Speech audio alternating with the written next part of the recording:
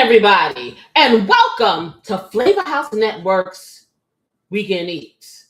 I'm Casey, and I'm going to tell you tonight, if you haven't seen it already, we're going to have some of the most delicious stuff for you foodies. We're going to be doing Salisbury steak sliders. Yeah, can you believe it? And if you missed that short with all that lusciousness, well, shame on you. We're going to have a real fun time tonight. This is Saturday Reset like we do every single week. And we just kind of bring it back and relax and kind of get over what the week was like. You know what I'm saying? So we have for tonight, like I said, the Salisbury steak slide. Oh, my mouth is watering thinking about this, okay? Also, I got a secret side. So if you hang out, you'll find out what it is. And you won't be sorry. That's for sure. Of course, we're going to be doing our mystery mocktail in a moment. And we have our kitchen rhythm. We're going to be telling you some good things. My sister inspired this particular kitchen rhythm. So you'll be very, very happy, sister, wherever you're out there. And we're going to be talking about anything you want to talk about. So you get to choose the topic.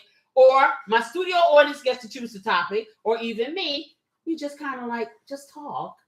Then, of course, we have our Sundown Coffee, and that's going to be real interesting because it's going to be about the family this week. And I'm going to let y'all all up in my business with, the home cooking story time. But I got a real funny story for you today. It's about beautiful assistant. You're going to love it, I'm telling you. Anywho, let's get these ingredients. And we're going to get this Salisbury steak slider started. Let me just show you this. Oh, wait a minute. Didn't I say secret mocktail? Oh, hey, it makes mixologist. Is this it? Yeah. Look at here. Look at here. What is this? Whoop, there it is. Oh, my goodness. Look, y'all look at this. Isn't that beautiful? Let me take some. What is this? That is a combination of pineapple juice, fresh strawberries, fresh lime juice, simple syrup, strawberry seltzer water with a little bit of kiwi in there.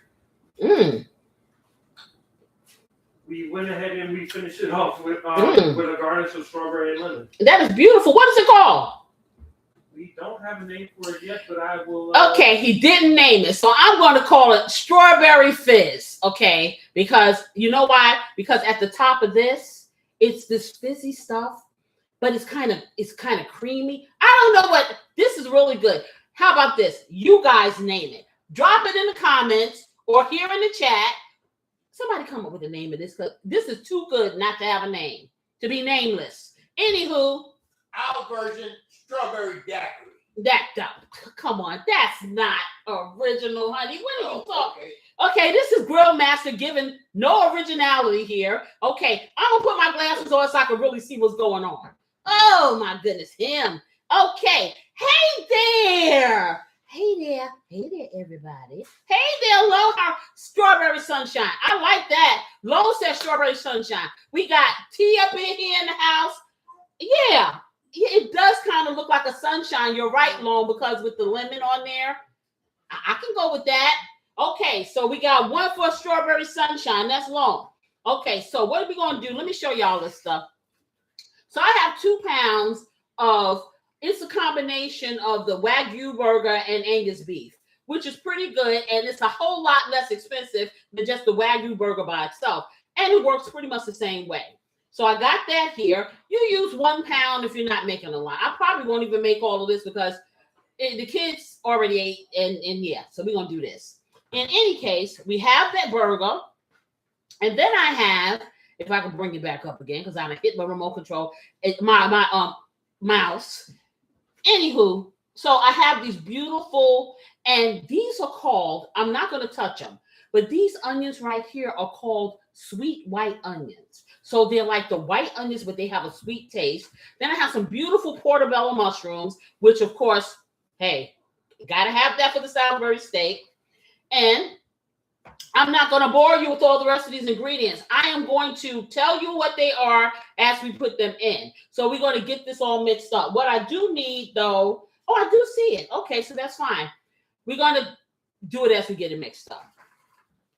In any case, so let me get a bowl, and I'm going to put this in here, and then we're going to get this together. Because I'm going to tell you, it's going to be really good. Really good. Really good. How's everybody doing? How was your week? Because I am here to tell you, it seems like the week, does anybody feel like the week is like really, really long? Really, really long. And it's like you're almost like climbing up a hill trying to get to Friday. You know, that's how I feel sometimes. I'm telling you, my weeks never go fast. You know, I'm gonna tell you like this: they're not long enough to get everything I need to get done. You know, so I always got to do something else. But they're too long because I'm anxious to get here to you guys. That's what it is. That's what they got to be. What it is. That's all I'm saying. Yeah, that for me. So I don't know about you guys. What you guys got to say? Because it just seems like everything is just so far away from here. And I was like, oh. And then when it comes, it goes by so fast. And then I'm right back to rainy days and Mondays always get me time. So yeah. I don't know. It's just, I don't think it's just me. I think it's other people too, and nobody is copping to it. That's what it is. So what I'm going to do is, let me get this top off here. I like this bowl here, but I have my favorite yellow bowl that I really do like when I'm mixing up stuff. I think I'm going to do the yellow bowl. Because I like these because you can keep things cool in here. But this ain't going to be in here long enough for all that. Okay. You know, so I think that's what I'm going to do. I'm going to move my cocktail over out the way. And guess what else I'm going to move? This doggone mouse that's going to get on my last nerve. That's what I'm going to do. So let me get this out the way. But one thing I will tell you about these sweet white onions, they are very, very pungent. They smell very fragrant. Yeah. And not in a good way.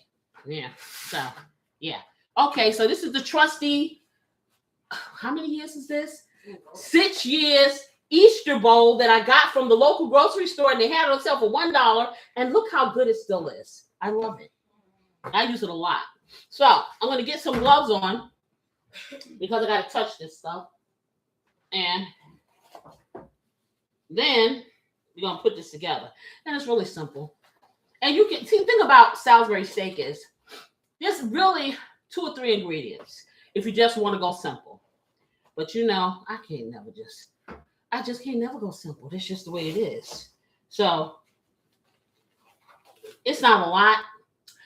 You look at it, you say, this is just a burger with some mushroom. It's much, much more. Trust me. It is much more. People don't believe it. See, you can't judge a book by its cover. You don't know what the inside's gonna reveal, you know, so we're gonna find out. So let me just sit here, and I'm gonna take the first pound because I'm thinking, I'm just gonna do all of it, y'all. You know me. Because see, I know them. That's what y'all know them too. Okay. Late night TV. Yeah. Y'all know these people up in this house. We trying to play. Ain't no portion control up in here. That's just the way it is. Okay, let me get this out of here. And I'll get this all mixed up. So I need more of these. I need some more crumbs. You need more? Yeah, I need more of these. You see one down there? Yeah, I see one down here. Okay, so what these are panko, whole wheat panko breadcrumbs, and I love using these because they're light. They don't weigh, when you're using breadcrumbs and stuff like that, they don't weigh your meat down.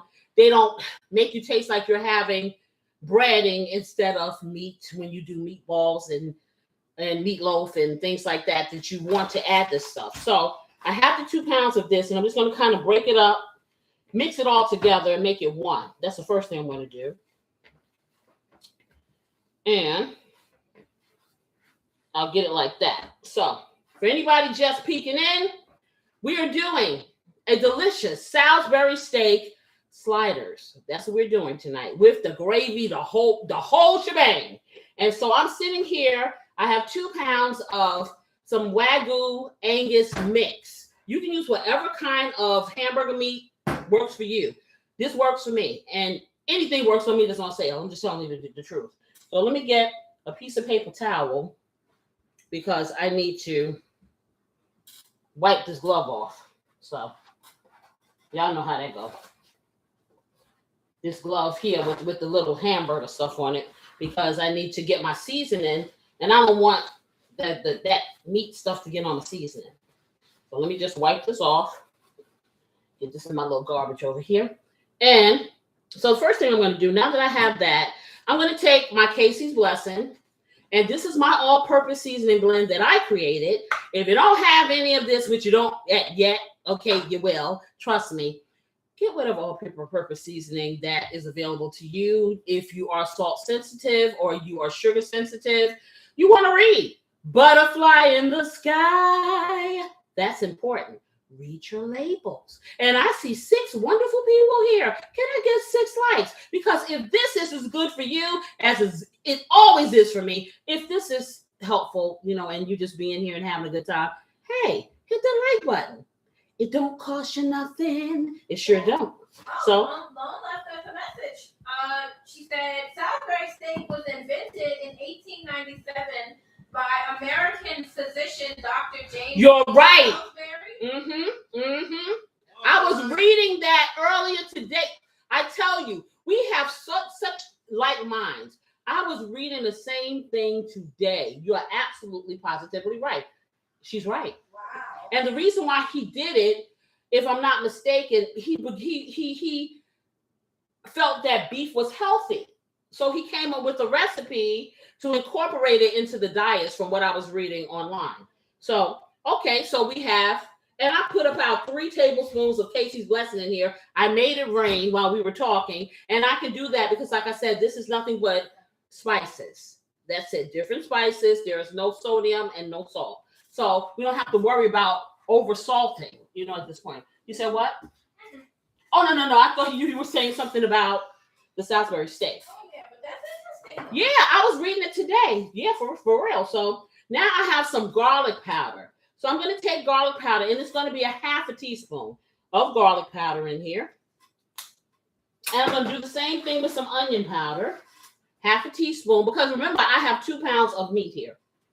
So half a teaspoon of that. And then I am going to So was it like easier to digest? I'm sorry. So was the Salisbury steak was just easier to digest? I don't know about digestion, but I didn't, like I said, I haven't committed it to memory. But I do remember when I was reading earlier that they said something about him realizing beef was healthy, or him thinking beef was healthy, and this is why he came up with this recipe. Oh, yeah, this is the end of what Lone said. She said, originally as a health food to treat digestive disorders Right. in the Civil War. Right. So, That's crazy.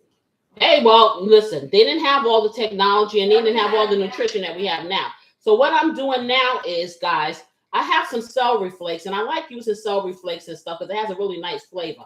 But you have to be mindful that sometimes the celery flakes have big little pieces, but not to worry, because when it gets wet, it reanimates. So I'm doing a half a teaspoonful of celery flakes, and I'm kind of crunching them up to make sure that it's not big pieces there. And like I said, this is optional. You don't have to do this. A lot of this stuff is optional. Really, like I said, if you get your all-purpose seasoning, you can do it like that. You can do salt and pepper if you want to. It depends on how much you want, but I like to layer flavors, hence FLAVAHOUSE. This is how we do. So yeah, that's how we do. So then I got that. So we did that. And so of course, I can't leave without my powdered rosemary, because powdered rosemary, or rosemary in general, really works well with beef. It works well with all of the meats. It works well with poultry. I have not used it yet on regular seafood. Now I have used it on shrimp, and I have used it because I remember I used it on the salmon bites, and it was good. So I'm going to put a half a teaspoon of that in here, of the rosemary powder. Now, rosemary may not come in powder for you, but you can powder it up, grind it up like Beautiful Assistant does for me, or I think you said, honey, it was on Amazon. You told me? Yes. Yeah, it was on Amazon. So I don't know how pricey that is, but I'm trying to conserve, so we grinding our own. Okay. So then I'm going to take some black pepper, and I'm going to do a quarter teaspoonful of black pepper for now, because I don't want to overdo the pepper. So I'm going to get that in here. Okay. And then I'm going to take my herbettes. So my herbettes are my little friends. They cop to being dried, but they're not dry like, say, let me show you something. Like this dillweed is dry. It's not that. They are moisture dry. So they have a certain amount, I guess, of a dry dynamic in order for it to preserve for a month, but you keep them in the refrigerator and they smell, taste, work just like fresh. And I don't have to worry about them going bad. So today I'm going to be using just some basil for now. And I'm going to do a pinch. And if you don't know me by now, you will know that a pinch is a measurement that I have come up with. Okay. And I'm going to put it in a book. However, you have small pinches, you have big pinches, and you have medium size. A pinch is your index finger and your thumb. So you take your pinch, and I'm going to do a large pinch. So I'm going to do a large pinch of basil, just like that. Just drop it in there. And it gives it a lovely, lovely, lovely, lovely flavor. Yes, it does. I will tell you that. Let me get this top back on. And I like the fact that you can stack them. That's really cool. Okay, let's see what else we got over here. So I'm also going to take, and I think I have one that's open. Do I have a garlic that's open or no? Nope, I can open it for you. Okay, so Beautiful Sister's going to open this minced garlic. Now you're like, why are you doing minced garlic and you got garlic powder? Because dried garlic powder has a different flavor than fresh garlic. So while I'm waiting for her to open that up, I'm going to take this Dijon mustard and I'm going to do a half a teaspoonful of Dijon mustard. Okay, in here. So that's a squeeze. And just let me squeeze that in there just like that. Okay. Mind you, you can do all of this or you can do less of this. Okay. It's all up to you. Okay. Now I'm going to put a teaspoonful of this minced garlic in here. Just squeeze that. And then I'm going to take my liquid thing. So I have some Worcestershire sauce. Okay. Did I not have the sweet soy? No. Oh, we did not. We have a little bit. Yeah, so I could use that. Give me this. I only need a little bit. I found this sweet soy, and I really like the way it tastes. So I'm going to use a little bit of that, and I mean very little because you know soy has salt. So you can omit that if you're salt sensitive. I want to try it. I think it'll be good. You know how I am. I'm a culinary chemist. That's how I work here. Anyway, Hey, girl. that's how it is. Sometimes. Miss Huckabee's here. Hey there, Miss Huckabee. How are you? Okay, so I'm going to put a quarter teaspoonful of this sweet soy sauce in here. So just that. Just a little drizzle. Just because there's not much left in here. So I'm just going to put it in here. Okay, and then I'm going to take my Worcestershire sauce because you cannot have Salisbury steak without Worcestershire sauce. If you can say it, you can use it. How about that? Okay, can you say Worcestershire? I can. All right. So I'm going to do.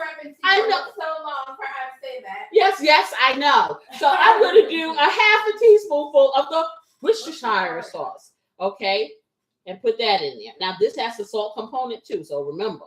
And they don't have salt-free Worcestershire sauce that I found at this point. So now I put all these ingredients in. The only thing I'm missing right now is a little paprika. And I like the smokiness of this. This is not something that you have to do. Yes, ma'am? I don't know if you're planning on adding that, but I don't know if you noticed I put the onion soup mix on there. Oh, well, I don't need that. Because I got to. Now you can. Okay, she's giving us the really, really quick version. I'm going to tell you guys that. Hey, Long, you said, yes, I am a chemist, and I am in the kitchen. What you say? You in the kitchen with read low stuff. Oh, she is low. Okay, I'm putting a half a teaspoon. And I am the kitchen witch. I was always tasked with making food appear when we had little to nothing, right? Yeah, there you go. Exactly.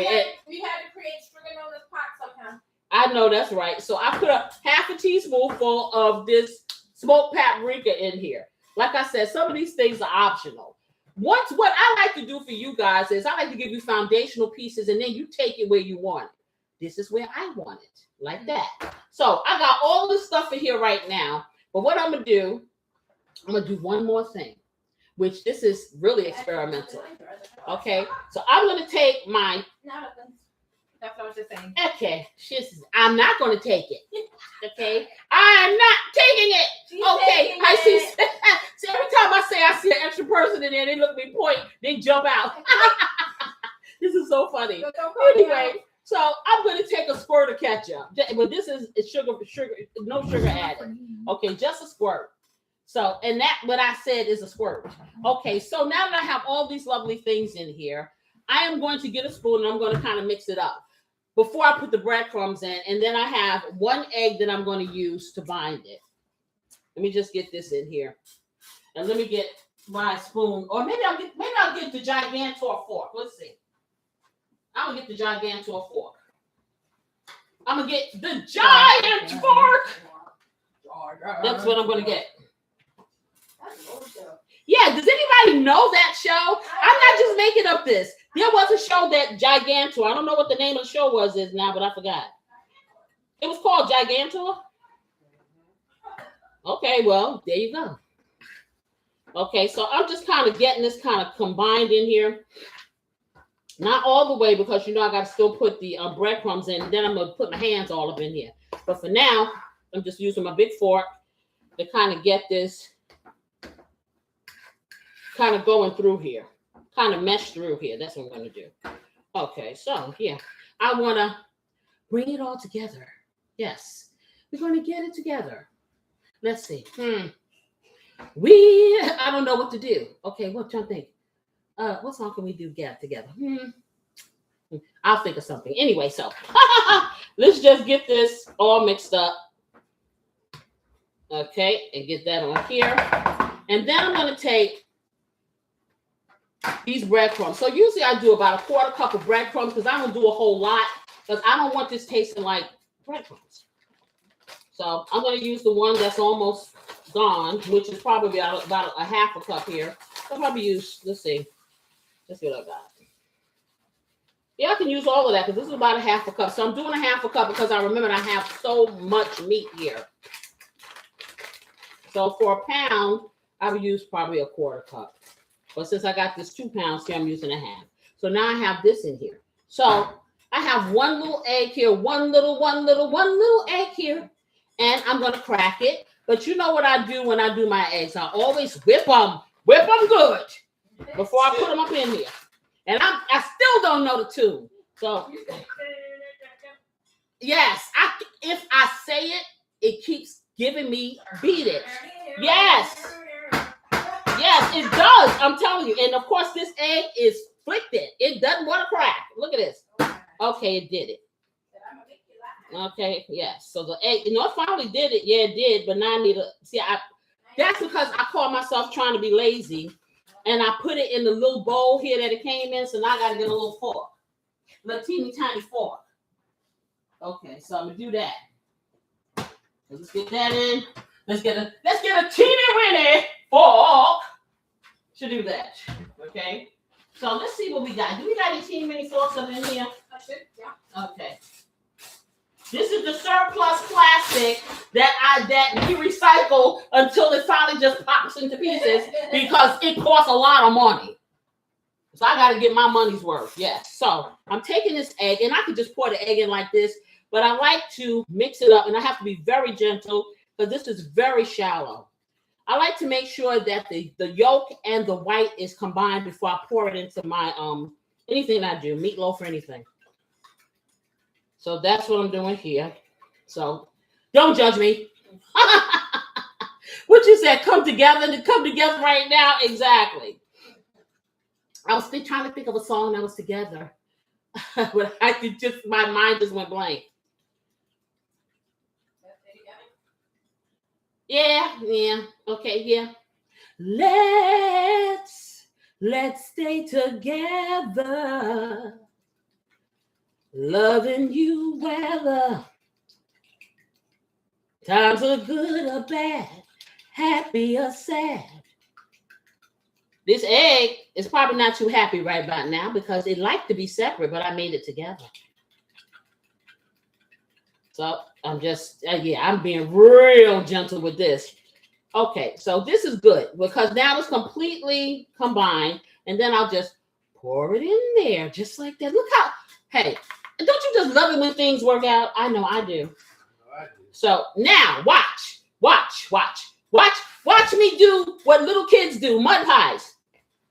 Okay, what they used to do. Now, I guess they do virtual mud pies, huh? There's no kid outside in the mud. I don't know of any. You tell a child to go outside, they're looking at you like you asked them to go and build a building or something. Go outside? What do you mean? Can I take my computer with me? You know, it's like, that's the truth. Okay, so I'm just mixing everything together, just like that. And just putting it all in here. Y'all know I don't like doing this, but you know what? Hey. You have anything for the cause, anything for my fam out there, anything to show you guys it's possible. Anything is possible to dream the impossible dream. See, it's not impossible to cook. You can do this. Yes, you can. So I'm going to flip this a little. So anybody has anything that they really want to talk about, just anything while I'm sitting here putting this stuff together here. How about you guys in the audience? Anything you want to talk about? So I'm put wait, I'll tell you like this. I'm going to put a limit on it. We need to talk about something that won't depress us. How about that? So that may take you a minute. Okay, I want you to put your thinking caps on. Boy, do you think that's terrible that if people got to sit and think?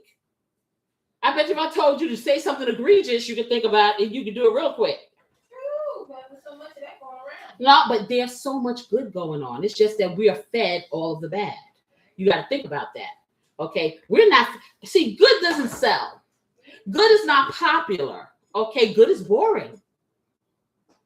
We want excitement. We want ratchetness. We want the dirt. We want the skinny. Long said, great lows, long golf. Everything is depressing. What you say? Yeah, everything is not depressing. Everything is depressing. No, it isn't. No, what she sounds like, what is that character? It's a cartoon character. Oh, I'm trying to think. Oh, Eeyore. Stop being Eeyore. Okay, stop being Eeyore. Okay, I choose. What you say, Lo? You said, did you read the story about the salmon that, what is it, that are, the salmon that's on. I don't know anything about, listen, I'm innocent. I don't know what you're talking about. Okay, at all. Okay, because I choose to filter all the nice things in my mind. So right now, what is going in my mind is rainbows and lollipops and yeah, that's what's in my mind. I just said, Lone, Missy, okay, I need for you to think some good thoughts. Yes.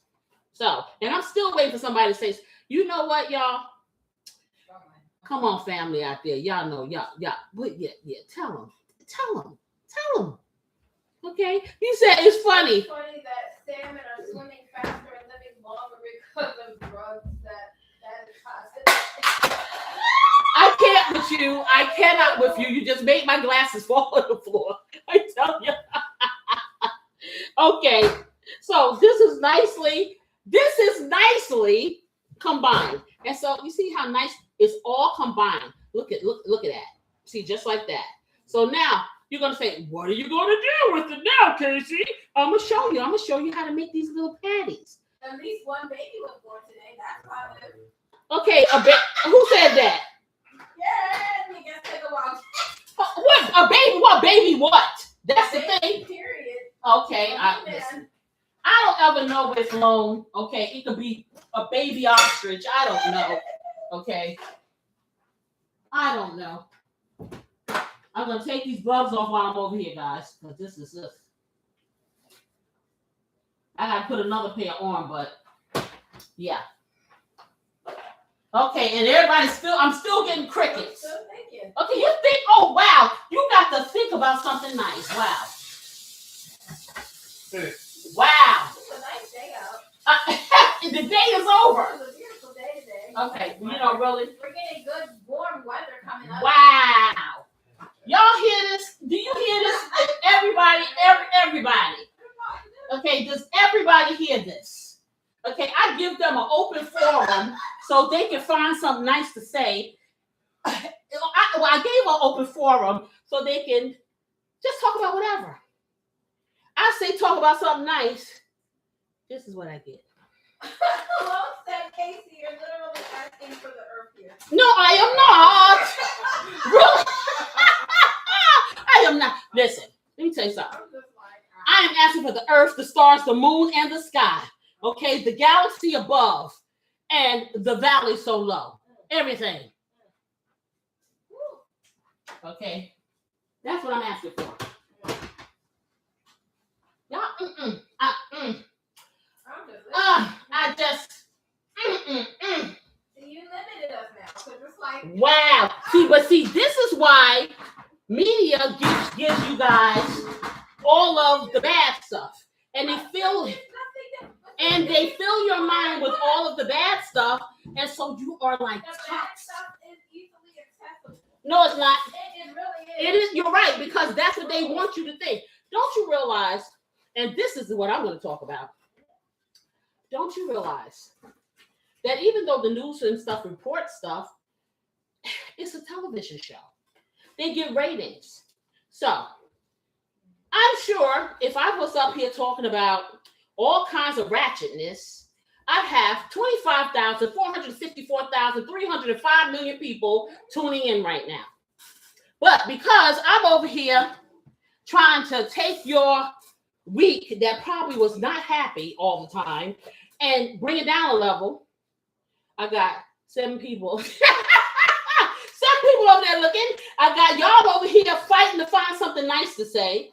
Oh, Deborah said, she said the label's going on.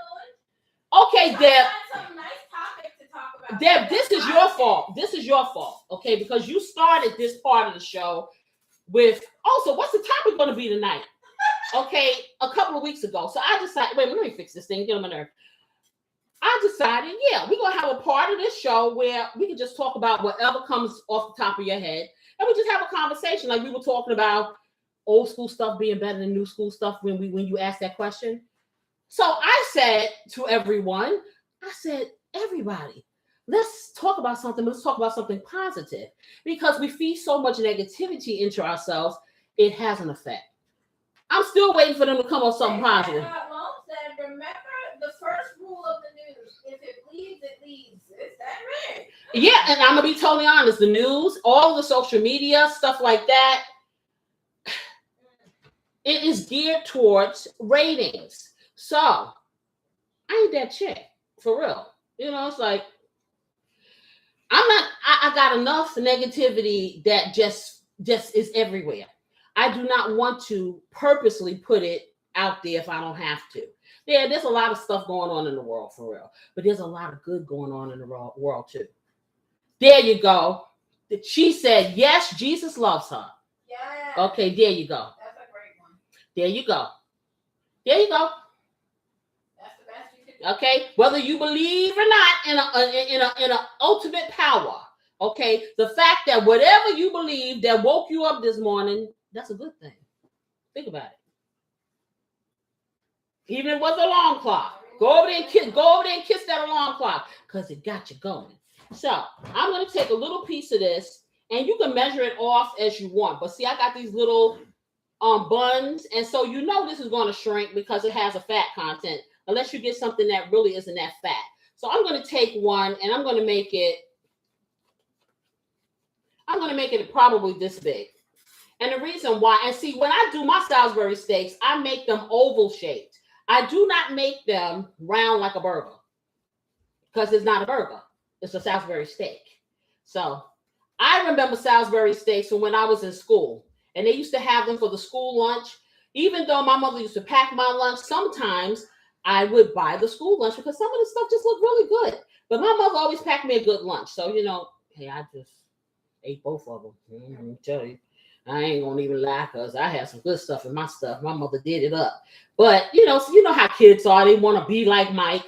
So sometimes you would see things and they would have it. And they always had the Salisbury steak, and the Salisbury steak was oval, kind of like this. And so that's my memory, and I'm sticking to it. How about that? Okay, so you remember. Don't be acting like I'm by myself, honey. Oh, no. Okay, you remember. You probably don't remember. Me? Uh-huh. I got a good one. How many of you remember when you were in the 5th grade? Think about that one. 5th grade. I'm taking it there. 5th grade. I didn't say when you were born. I said 5th grade. I remember. Okay. What do you remember? I'm not telling you. I asked you the question. You younger than me. You should really remember. Wow. I can tell you everything. I can tell you what my 5th grade classroom looks like. I can tell you what we did the year of 5th grade. I can tell you. Yeah, I can. I can tell you the songs that were sang in chorus in 5th grade. Child, please. Don't get me started.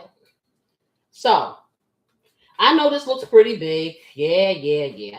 For this, let me see how big that bun is. That bun is kind of that bun is kind of tiny. So perhaps I'm not going to make it smaller. I'm going to make it just a little smaller because I know when I cook this, it is going to shrink.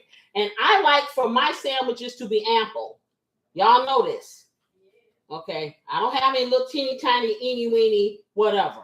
So we're going to just roll with the homies and do it like this. Okay. You can make yours round if you want to. Y'all know it's the visual for me. It is the visual for me. And I'm not going to change that. Okay, so this is what mine looks like, if you see. See if I can get it. You see, it's kind of oval shaped. Kind of like, what does it look like? A hash brown.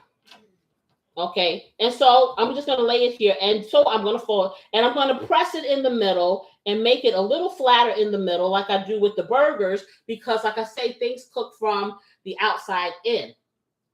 So I'm going to put that there.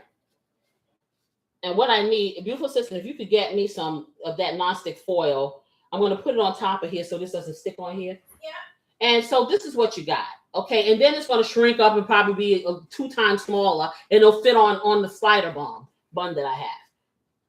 But it'll be nice and thick and fluffy. Okay, so I'm going to get a piece of nonstick foil because I have this laying on a surface here, and I don't want it to stick. And let's hope this is the right side. Okay, so we're going to put that there, just like that. And so I'm going to continue. So anyway, 5th grade. If no one remembers 5th grade but me, I remember it. That was the year. And see, like I said, 5th grade, what year was that for me? 76, 75, probably 73 or 74. Okay. And it was a very good year.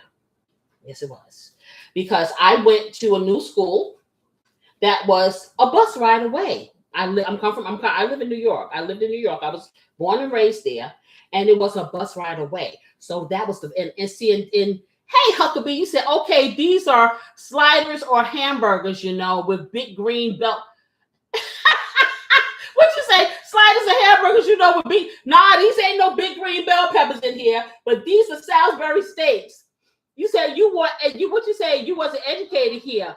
What years? 5th grade? 5th grade usually has either 9-year-olds or 10-year-olds in the 5th grade. And that's because usually the school year here depends on where you are in the country. In the North, it usually starts in September. So if you turn 5, it's not what do you mean the hamburger? What is she talking? Dad, explain. Hamburger. This is not well, it is hamburger meat, but we're making Salisbury steak sliders. So it has stuff in it. It's not the burger that your mama told you was for Burger King and she put the bell peppers and stuff in and tried to pass it off because she didn't want to go over there and make y'all eat that stuff. Okay, ain't talking about that. You said you remember. She said because it was what? She was a latchkey kid. Okay, well, yeah, I wasn't a latchkey kid, but let me get back to what Lone was asking me. Okay, you weren't from here, so you usually are 9 or 10 in the 5th grade here. If you're from the North, you'll start school probably in September. If you go further south, they start school in May. Sometimes, I'm not in May, in home burger. But no, this is not a home burger. This is going to be, this is the bougie version. Okay, so you start school probably in August. So in any case, in New York City, so I'll just focus there. If you turn 5 years old after October, then you have to go to kindergarten when you're 5.5. But if you turn 5 years old before October or up to October, it was back then, you could go to kindergarten when you were 4.5. Hence is why I graduated early. Then I got skipped too, but that's a whole nother story. Skipped means that they skipped the grade. Okay, so, but I went to before I got to the 5th grade, I hadn't gotten skipped yet. But I was 9 years old in the 5th grade because my birthday is in October and my mother got me in school at 4.5. So I was in something called an IGC class, and that's why I went to a new school. Before I was going to my neighborhood school, so I didn't graduate from my neighborhood school, which would have been 6th grade. I left there in 5th grade because I tested and they deemed me intellectually gifted. Go figure. Okay, so I went to this school that was maybe 5 miles away, but you had to take the city bus. And so they had these things called bus passes then. And so I'm a little itty bitty thing. I'm like I said, I've been copping 4.11 forever. They told me I finally grew to 5. So you can imagine how short I was back then at 9. And I had never taken a trip on the bus by myself. So, I thought I was big time because September came and see, school time was everything. You had your beautiful notebook and all your little school supplies and your little clothes that you like. And then you got to go to a school away where everybody else didn't get to go. And you got a bus pass and you got on the bus. Well, honey, let me tell you something. That wasn't as all cracked up what it was to be. Because see, bus pass means that people may try to rip your bus pass off. Because that means free rides. So you have people that attack you for the bus pass. But I won't get to that story, how people attack you for the bus pass. I'm going to tell you my great experience going to this school. Now, before I went to this school, I used to sing. I used to do stuff like that. But it was never serious. Okay? I didn't know what I had going on in my life until I went to this school, and I met a music teacher, a young woman. Her name was Florence Berkowitz. And when my school, nowadays they have the gym teacher teaches music. The teachers have dual jobs.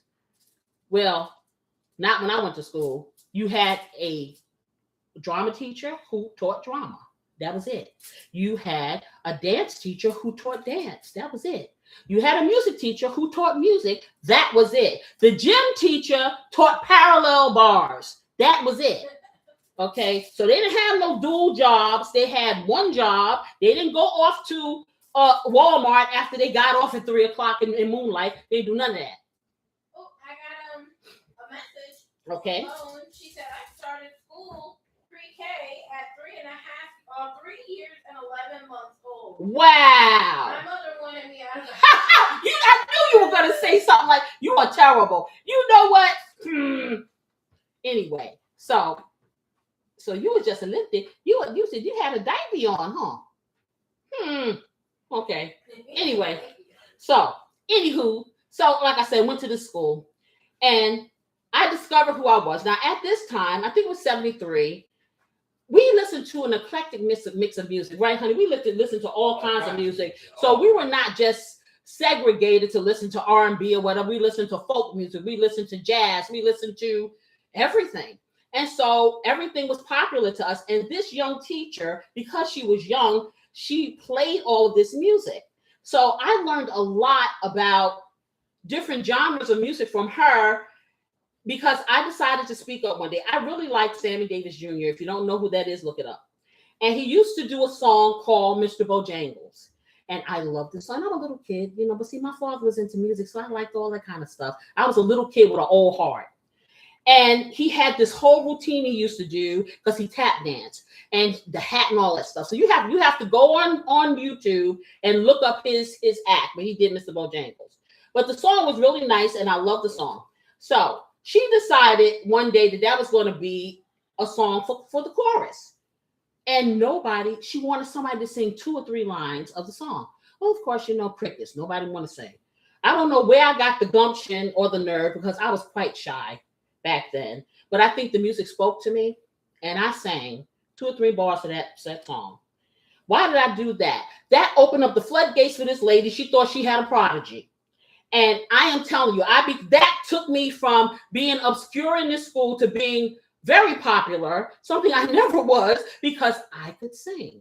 I could really sing. And I was like 9 years old singing like a grown woman, and then I was very theatrical. So I would do the dance and the routine and all that stuff. So it started that. So it ended up, I was underneath her wing, and she took me to all these different places and auditions and stuff like that. But it got better. I could also draw.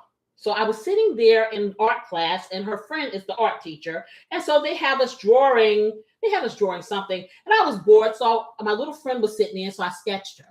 The art teacher saw it. So now I got the art teacher on one hand, I got the music teacher on the other hand, and then they have a radio station in the school. They found out I could talk on the radio. Well, needless to say, okay, 5th and 6th grade was fun. I'll never forget. This is why I remember stuff. But in the 5th grade, we had a play called Bye Bye Birdie, and it was a movie. And the movie kind of parodied, people's love for Elvis Presley. And something else you got to look up. Well, I didn't get the starring role. I ended up getting the role of the mother. But through my theatrics, I sold the show. So I had the big rollers, and I'm singing in this and all this stuff. But I say this to say, it was a very good year. How you could forget these things, man. I keep these things. It's like I see it yesterday. I see these people. I hear these songs. This is where I learned how to sing the Puerto Rican national anthem, the African American national anthem, and of course, the Star Spangled Banner. No, we didn't sing that. We sang America the Beautiful. So I can sing it all, and I still remember all those words. Now, what they mean, I don't know. Okay, but I remember. Okay, I don't forget anything. And so I feel like this. If I had to be stuck in a time warp and I couldn't remember anything, if what the omnipotent power in this world would just put me in a place like that of happiness, you would see me glazed over, and I would be thinking of those things. I think of joyful things because it ain't a whole lot of joy in this world. I choose that. You choose it for yourself too. That's what you need to do. So when I ask you to think about something, I don't care what it is. It was the fly on the wall that you thought was your friend. Think about it. Anywho, yes. I will admit that us old heads, we probably had a whole lot more to remember in life. You said, okay, you may have a positive news for me. Oh, I gotta wait till Friday.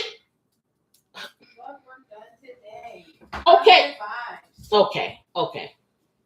You know what, Lone? I bet you were very, very, very, very fun little girl. I really do. And if I could turn back the hands of time and see the past, I would find so much joy that you're probably not even thinking about. And the same thing for everybody out there. There is one thing that has to have happened in your world. That is your joy. And I want you guys to find it, okay? Because sometimes we forget. And when we get to be grown-ups, we were grown up so long, we forget. So yeah.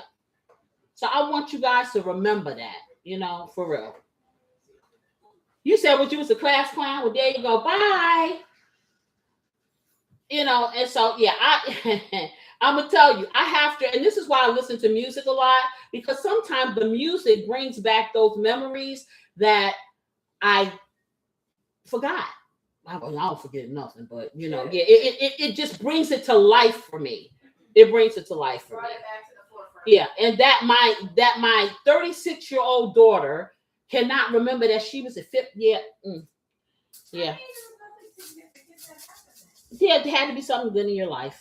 Oh yeah. I mean, in my life ever? Yes. Don't you remember the wonderful party your mommy gave you? Yeah. And okay. And that wasn't 5th grade, but still. No. Okay. Like 2nd grade? That was, yes. I remember that. Okay. So I didn't even matter. She remembers that. So I'm bragging on it. Yeah, because I was always that. Listen, my little girl was shy. And so I wanted everybody to celebrate her. I think you were like, whoa, how old were you? You were in 2nd grade or something. Yeah, I was in 2nd grade. Okay. And so she was very shy. And kids are not nice. And so you know how to get the kids. Okay. You get the kids through the mamas. Okay. So what I did was I gathered all the mamas and made them do things. I had a mama that was a clown. I had a mama that was good at making balloons. What I did was I made my little girl the biggest birthday party the school ever saw. It. Every single kid had to come. And it was face painting and it was all of that. And I made a big giant strawberry shortcake, had little strawberry hearts on it. And I made her little heart sandwiches and all kinds of stuff. And everybody had a good time. They may not have known her name, but they knew when they were finished. Okay. That's what I did for my little girl to make her feel better. So, yes, because children are not nice. They're not always nice. They're cute, but they're not always nice. You know, so that is something that I remember for her. How about that? Most of the positive memories I have are of helping others. I feel you. That's true. Yeah, that's good. Well, that's a positive memory then. Oh, well, I mean, I thought you meant something current. No, it could be any memory. I have a memory of that when I used to, like, when I was working at Panera Bread. I remember there was this one, like, I guess she was a homeless woman, Mm-hmm. her and a little girl. Mm-hmm. And I know I probably broke rules by doing this. Usually at the end, I usually work the night shift, Mm-hmm. so we would close out and have leftover food. Mm-hmm. So typically they tell you you're not supposed to give anyone the food Right. after, whatever. But I ended up giving some of the food to them because I'm like, you can have a little girl with her. But Mm-hmm. yeah, I mean, my manager saw me do it. Mm-hmm. He wasn't mad about me doing it. Mm-hmm. But I know I probably shouldn't have. But I felt better about it because I know I helped. Right. Somebody. So that was an experience. And that's good. Sometimes being a tool of helpfulness is something that gives people joy. Really. So I'm not saying it has to be something self-serving. It doesn't. I mean, if you're getting joy out of it, it's serving you. It could be anything, but something positive instead of, woe is me, the world. Because bottom line is, okay, I know what's happening here on this world. Hey, Venetia, how are you?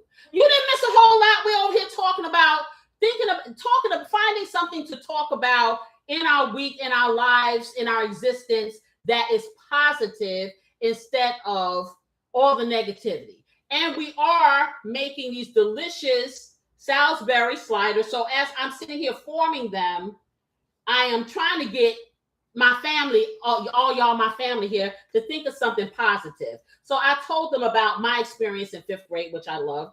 And then beautiful assistant talked about helping somebody when she worked at Panera Bread that she really wasn't supposed to do, but she did, and it made her feel good. So I'm just trying to get some happy vibes up in here because, as you well know, life be lifing a lot, and there got to be some good things that are happening, whether we realize it or not. You know what I'm saying? So you ain't missed a whole lot, child.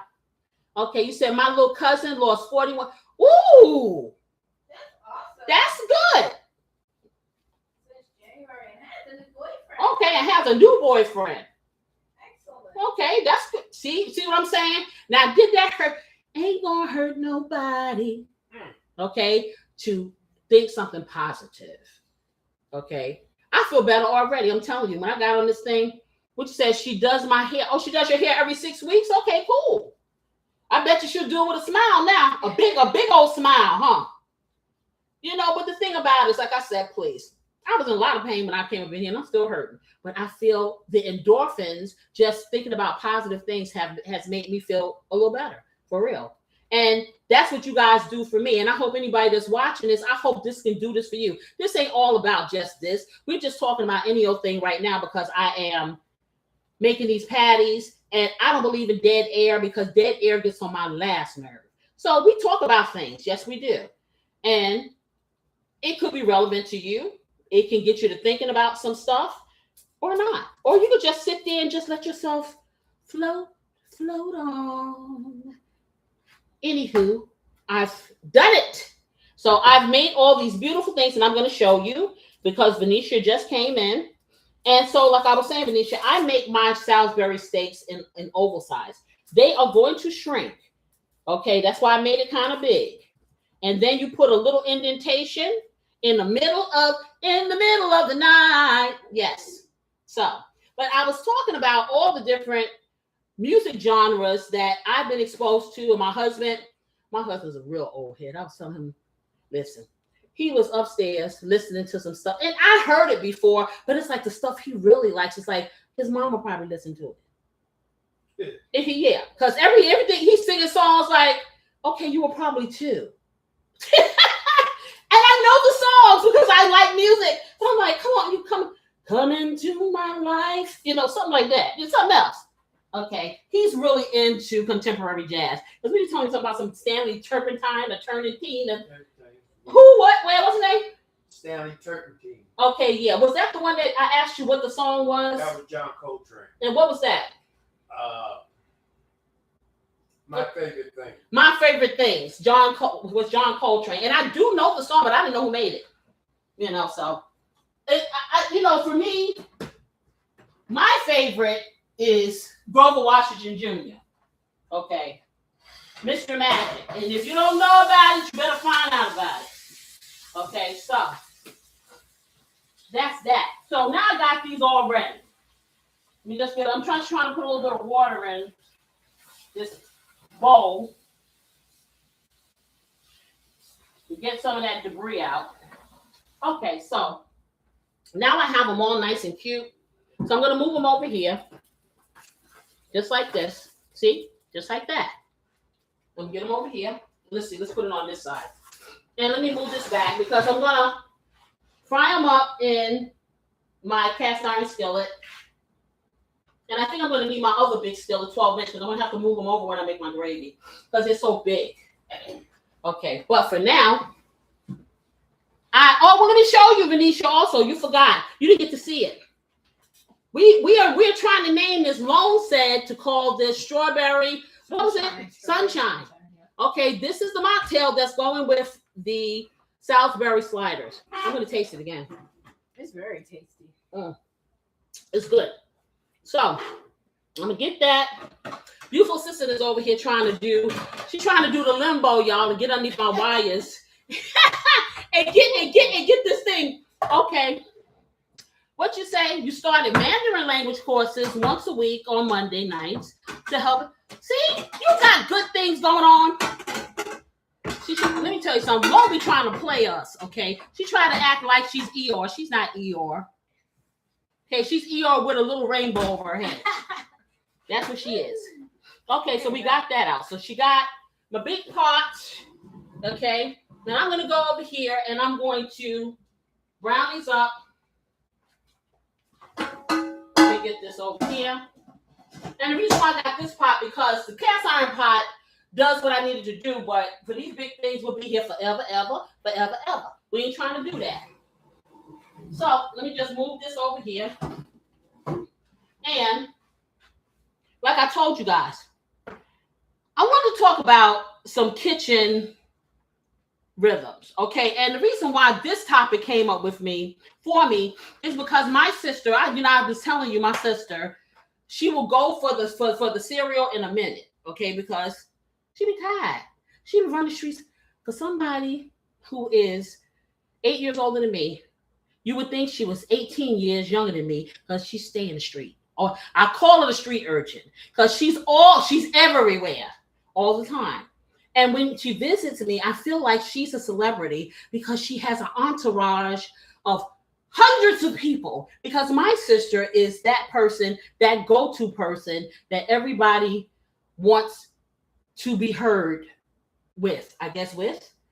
Okay? Because she's that person. So she has a lot going on. Oh, Venetia said very pretty. Your drink? Yes, the drink is lovely. Lovely. Hey, Deb, you said what's in it? It looks. Oh, we're gonna do that again. Okay, so tell them again, Corey. So here we have pineapple juice, fresh strawberries, fresh lime juice, simple syrup. Can you guys hear him? Let me know if you can hear him, because it's important. I can repeat myself. Or you can come closer. How about that? Too. Okay, so he's gonna come closer and he's gonna tell y'all while I spray this pan. Currently, the nameless drink has pineapple juice, fresh strawberries, lime juice, simple syrup, strawberry seltzer water with a bit of kiwi, And we pretty much just garnished it with the strawberry and lemon. And Lone says strawberry sunshine. So I am giving you guys the floor since Corey couldn't figure out what to name it. I want you guys to come up. So Lone says strawberry sunshine. That's a nice thing. It's a nice name. I do think So it's a very nice anybody else got any ideas? Let me know. I'm gonna spray this. Okay. Just like that. And I'm using this avocado spray, this expensive stuff, because I don't see my pan. So I'm putting it up in here. My cooking spray, I don't see it. So let me turn this up. I'm going to do it on a medium high to heat it up. And then I'm going to get a plate. It's down below, huh? Okay, well, I didn't see it down below, so what can I tell you? Well, these little things are small, so yeah. So let's hope, y'all, that our Salisbury steak shrinks up small enough to fit in these, because they look bigger on Instacart. Any case, the more meat, the merrier. That's what I say. Okay, we're gonna put it over here. Let me get my little paper plates over here, and let me get. I need a small spatula. Deborah said a brighter day. For what? Oh, the name I of. think that's the name of the drink. Oh, okay. I like that too. And then we're going to vote. So Deborah said a brighter day. Lone said strawberry sunshine. I'm partial to both of those. I like them. Because then it has songs going in my head. Because when Deb says a brighter day, I think about Luther Vandross had a song called Brand New Day that he wrote. And I love it. It was part of The Wiz. And then we have Lone Song. And of course, now I'm thinking, what's the man's name? I always get him mixed up, Luther Ingram and what's the other guy? Ain't no sunshine when she's gone. That one. Him. Does anybody know what I'm talking about? What's his name, Dwayne? Bill Withers? Bill Withers, yes. I don't know why I see Luther Ingram. I don't know why. But it's not, but anyway. So, okay. That's probably where I need it to be. Yeah, starting to smoke. So let's bring it, take it. Okay, I'm gonna take it down some, y'all, because what I don't want is for my Salisbury steak to be little hard pellets. So I'm gonna put the first one in. I'm not gonna crowd my pan. I'm just gonna sit it over here a little, because I do want them to reduce. So I'll probably try to get maybe 4 of them in here. Let's see. Now, I'm going to give you this advice. Depending on the fat content of your burger, you want to make them bigger. If you have more fat content, they're going to shrink up. If you have very lean burger, then you're not going to have that issue. It won't shrink that much. But see, this Wagyu burger, even though it's quite expensive, for the most part, it's pretty fat. But it's good, when you have issues like I do with getting beef and stuff down, it makes it easier travel.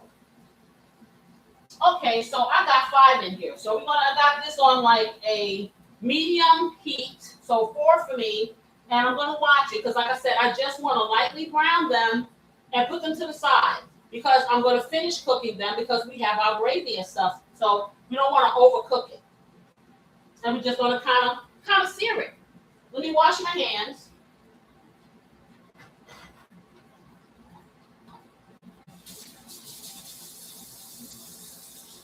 And not that the song says, and not that the song itself, because the song is, I don't know, kind of depressing because he's kind of sad because she's gone. Or saying that, he needs her to be there. But it just kind of piqued my mind when she said sunshine. Or we can do one better. I can take you. You are the sunshine of my life. Stevie. So that'll do it. Okay.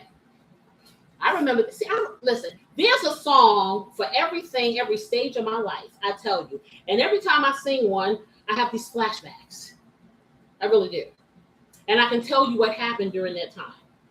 Like for instance, Luther Vandross came into my life, and he had been around for a while. I must have been 19, and when I really, really started listening to Luther, is when he came out with If Only for One Night. And I heard it the very first time at a New Year's Eve house party. Was that? No, it was Superstars what I heard the first one. And I don't know which one came out first, but that's when I heard Superstar. Superstar. Yeah, Superstar. If you don't know it, look it up. Anyway, so don't you remember you told me you love me, baby? That one. Now you saying beautiful assistant. Deborah Huxley said Jeffrey Osborne. Oh, I got, hey. On the wings of love, up and above the clouds, the only way to fly. Oh, yes, I remember that high school is on the wings of love. Dad, why you had to go there? That's why I like you in here, because you take me way back. Now, that was 10th grade. Okay, yes, because he was first with this group called LTD. And the first song I heard with them was a song called We Both Deserve Each Other's Love when he was with LTD. See how we just went all up to there. Okay, I'm going to take y'all back, okay? And then I'm going to school your youngins. Okay, so LTD had this. So do you remember that song? Venetia, you're so cute. You're so sweet. You got your earplugs in, baby. Is that what it is? But anyway, so he sang with a group called, I don't know what other songs LTD made, but that's the one that I remember. We both deserve each other's love. Don't you remember that one? What you say? What was my wedding song? We's married now. No. Girl, let me see. I have so many. I can't remember. And there were so many songs that I liked. It was, I know. Probably one that I would think of, okay? And you may not. See, this is him, okay? And I really did like it. It's this song by, is it Black Ivory? You and I have an understanding. You and I have an understanding that's so true. It's like one of them songs, yeah. No other God can take my love from you. That song. So they had so many songs. I don't have. Deborah said, stop playing. Your whole show taking me back to Latchkey. Can't even. Let me take you back to what? Listen, girl, you started it with the Jeffrey Osborne. Okay. What you say? Your husband played. You said your husband played George Straight.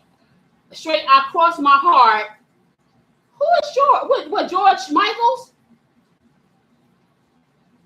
Who? Maybe his person's name George Street. Oh, his name is George Strait. Okay, I thought you said George Strait. Okay, got you. Okay, because see, there are so many. Oh gosh, like I said, I could just go on and on. There are so many songs. Yes, Steve. Oh God, here you go. Oh, so long for this night I prayed. See, stop.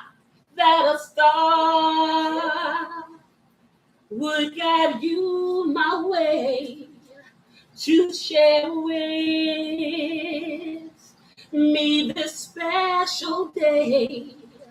Wear a ribbon in the sky for our love. Yep, keep them coming. You trying to make it one of them kind of nights. Okay, I'm flipping this a little. This one is this. I don't like this spatula. It's a little bit big. Let me try another one. Yeah, let me see. Let me try this one. But these are small. And I told you they were going to shrink, and it's exactly what it's doing. So we're going to turn it over just a little. Just a little. See, I was really into, and also like in high school, like I say 11th, 12th grade, whatever, I was into Bette Midler a lot and Melissa Manchester, if you know who she is. They have some really, because I like ballads. So yeah, for me, I'm just, and I'm moving it around because I told y'all about this hot spot in this doggone pan of mine. Okay, let's get that over. And it's just cooking slowly. I'm just moving it because I just want it to get a little brown because it's going to finish cooking when I do the gravy and stuff. So let me get this over here. There you go. Okay. And get that in here. So, yeah. So Deb is trying to take me back down memory lane. Okay, so many. One part that I love was the best rendition of Beast of Burden. Yes, but you know what I liked the most from her? What was she singing back then? No, it was Melissa. I was into Melissa Manchester really, really, really big. When she came out that year, and what year was that? It either was 78 or 79 when she came out with the song Don't Cry Out Loud. Was that her? Melissa Manchester? Ooh, that song was beautiful. I just had to sing it in the talent show, and I won. I loved her. I love her. Her, Pat Benatar, oh yeah. You couldn't tell me nothing. This is so good. And that's the thing I like about when I grew up, we loved so many different artists. And it didn't matter what color they were. It was about the music. You know what I'm saying? And the music, what the music said, you know, the lyrics were meaningful. And yeah, some of the stuff was raunchy. It really was because I was listening to some Rick James. I was reading some Rick James lyrics the other day. Ooh, he was, yeah. But it was so metaphoric until like you really didn't kind of catch it until you got to be my age and you start analyzing stuff. You know, what'd you say, Deb? And Bonnie Raitt, yes, Bonnie Raitt, let's give them something to talk about. See, I know this stuff. Yes. Okay, and you said Bonnie Raitt, let's give them something to talk about. And Deborah said, and Bonnie Raitt, you said that twice. Oh, it's doubling your messages. Yes. Okay. I also, what is her, Faith Hill? I like her too. Faith Hill, and I can't remember the name of the song. Isn't it Breathe or something like that? No, How Do I Live Without You? Yeah, I like that one. Yeah. What you say? Oh, girl, don't get me. You're gonna listen. I think I sang the favorite Cher song of mine. Okay, she had a lot of songs, but my favorite song was Half Breed. I love that song. So if you don't remember it, look it up. I love that song by Cher. I thought that was like really, really one of her best works, in my opinion. But anyway, yeah, all of them. Child, you want to get even deeper? I'm gonna take you to Tony Orlando and Dawn. Okay, how about that? Oh, tie a yellow ribbon round the old oak tree. It's been 3 long years. Do you still want me? If I don't see a yellow ribbon round the old oak tree, I'll stay on the bus, forget about us, put the blame on. Don't start me. Stop. I know these people are like, what is she talking about? Okay, it's like, I'm talking about my childhood, y'all. And the fact that in my world, there was all kinds of music. That's what I'm talking about. And then I have my flavor fam over there throwing songs at me, and the songs are coming in my head. I can take you down, please wait, I can take you down Diana Ross all the way from Motown up to when she stopped singing in public. You know, so it's like, yeah. Okay, I'm just flipping. And I'm going to take these ones out here that are ready because I don't want them to overcook. And then the ones that didn't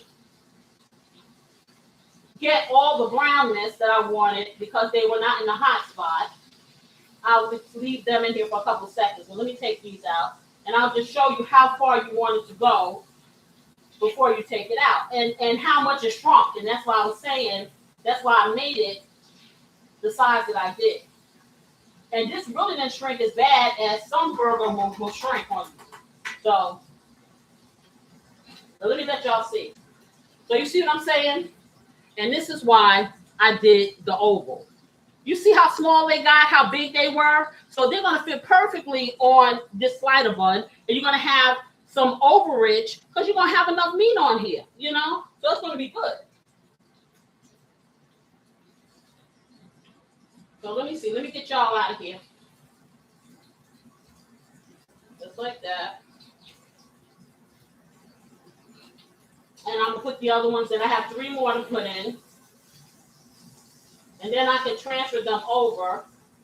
I like what that looks like. So let me put the other 3 in.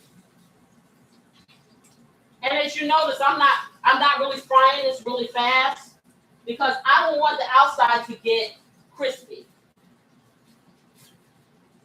So I'm taking my time. Let me put this on here because it's starting to splatter a little oil. Let me get this out the way. Deborah said with mushrooms and onion toppings or just cheese. I can't hear you. Deborah said what? Deborah was asking with mushrooms and onion topping or just cheese. Oh, no. This is Salisbury steak. So we're doing it just like you would do a mushroom and onion toppings, the whole thing. Nice, delicious brown gravy, all that. I'm going to let this rest over here, and let me wipe this up. Let me move this pan. Oh, I'm not trying to play, Deb. I sent you the short, so if what you saw on that short is what you're going to get on the sandwich. Okay, let's get this over here. Just like that. And then I also have a secret side that I'm going to make to go with it.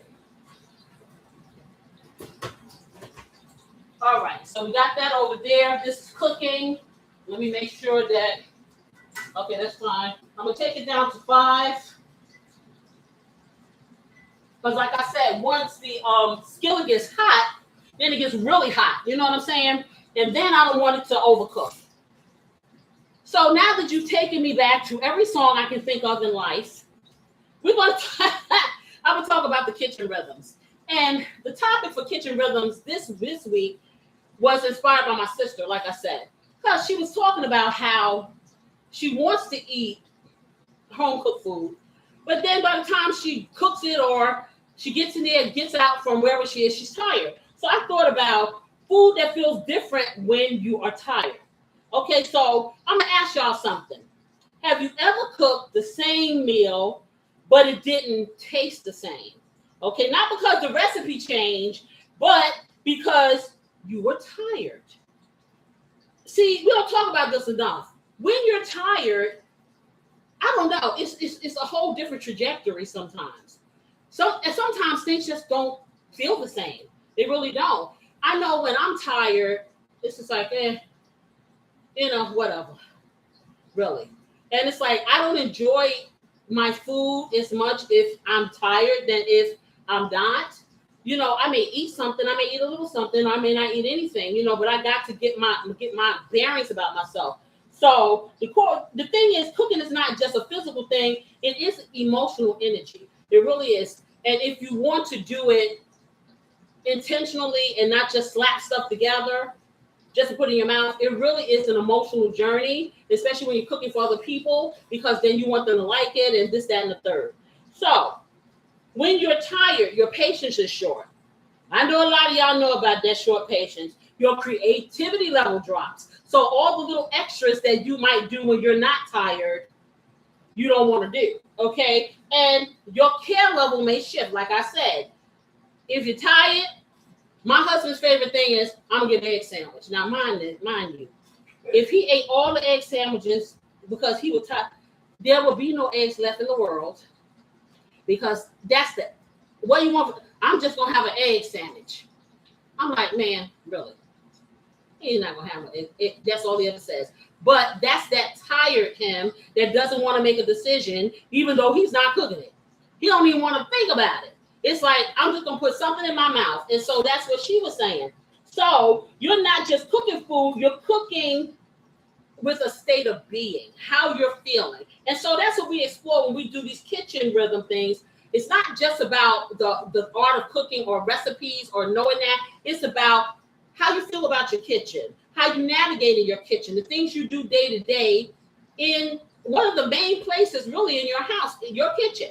You know, so you got to think relatable things. Okay, so the meal you usually throw down on, okay, when you're tired. What meal that you really can, without any thought, and you know it's going to be really good? Hey, Lone, you said, ask Grill Master to try mashed eggs, a mashed egg sandwich with dill, chives, and mayo. Okay, it has to be. Oh, honey, that's too much like work. He said an egg sandwich. See, that's the Casey bougie type of sandwich that I would make for him. But if he make his, it's gonna be an egg sandwich. But I'll tell him. She's saying it sounds good, and I may try that tomorrow. Okay, but like I was saying, you gotta find something like I'm gonna tell you like this: something that I could cook when I'm really, really tired and I don't have to think that much about it would be spaghetti and meat sauce. I don't really have to think about that, and I know that if I put it together, it's not going to be jacked. But I can tell you when I'm really, really, and it's a rare occasion that I'm really, really out of it. If I'm going to cook, you can tell the difference. I can tell the difference. They may not be able to tell the difference, but I can tell the difference of the effort. You know, the intention, the intentional part of it, all of that. You know, I'm a little bit more in tune, and that's just me. So because food has a deeper connection for the vast majority of us, you know, we really have to kind of time when we're going to do stuff, and don't force it if you ain't feeling it. I'll be totally honest. I know some of us got to cook every single day, but sometimes we have to think like, hey, by Tuesday or Wednesday, I'm wiped. So I need to plan on Monday for being wiped on Tuesday and Wednesday, so don't nobody know, and I ain't gonna tell them. Okay, let me check my stuff. Okay, let's get this over here.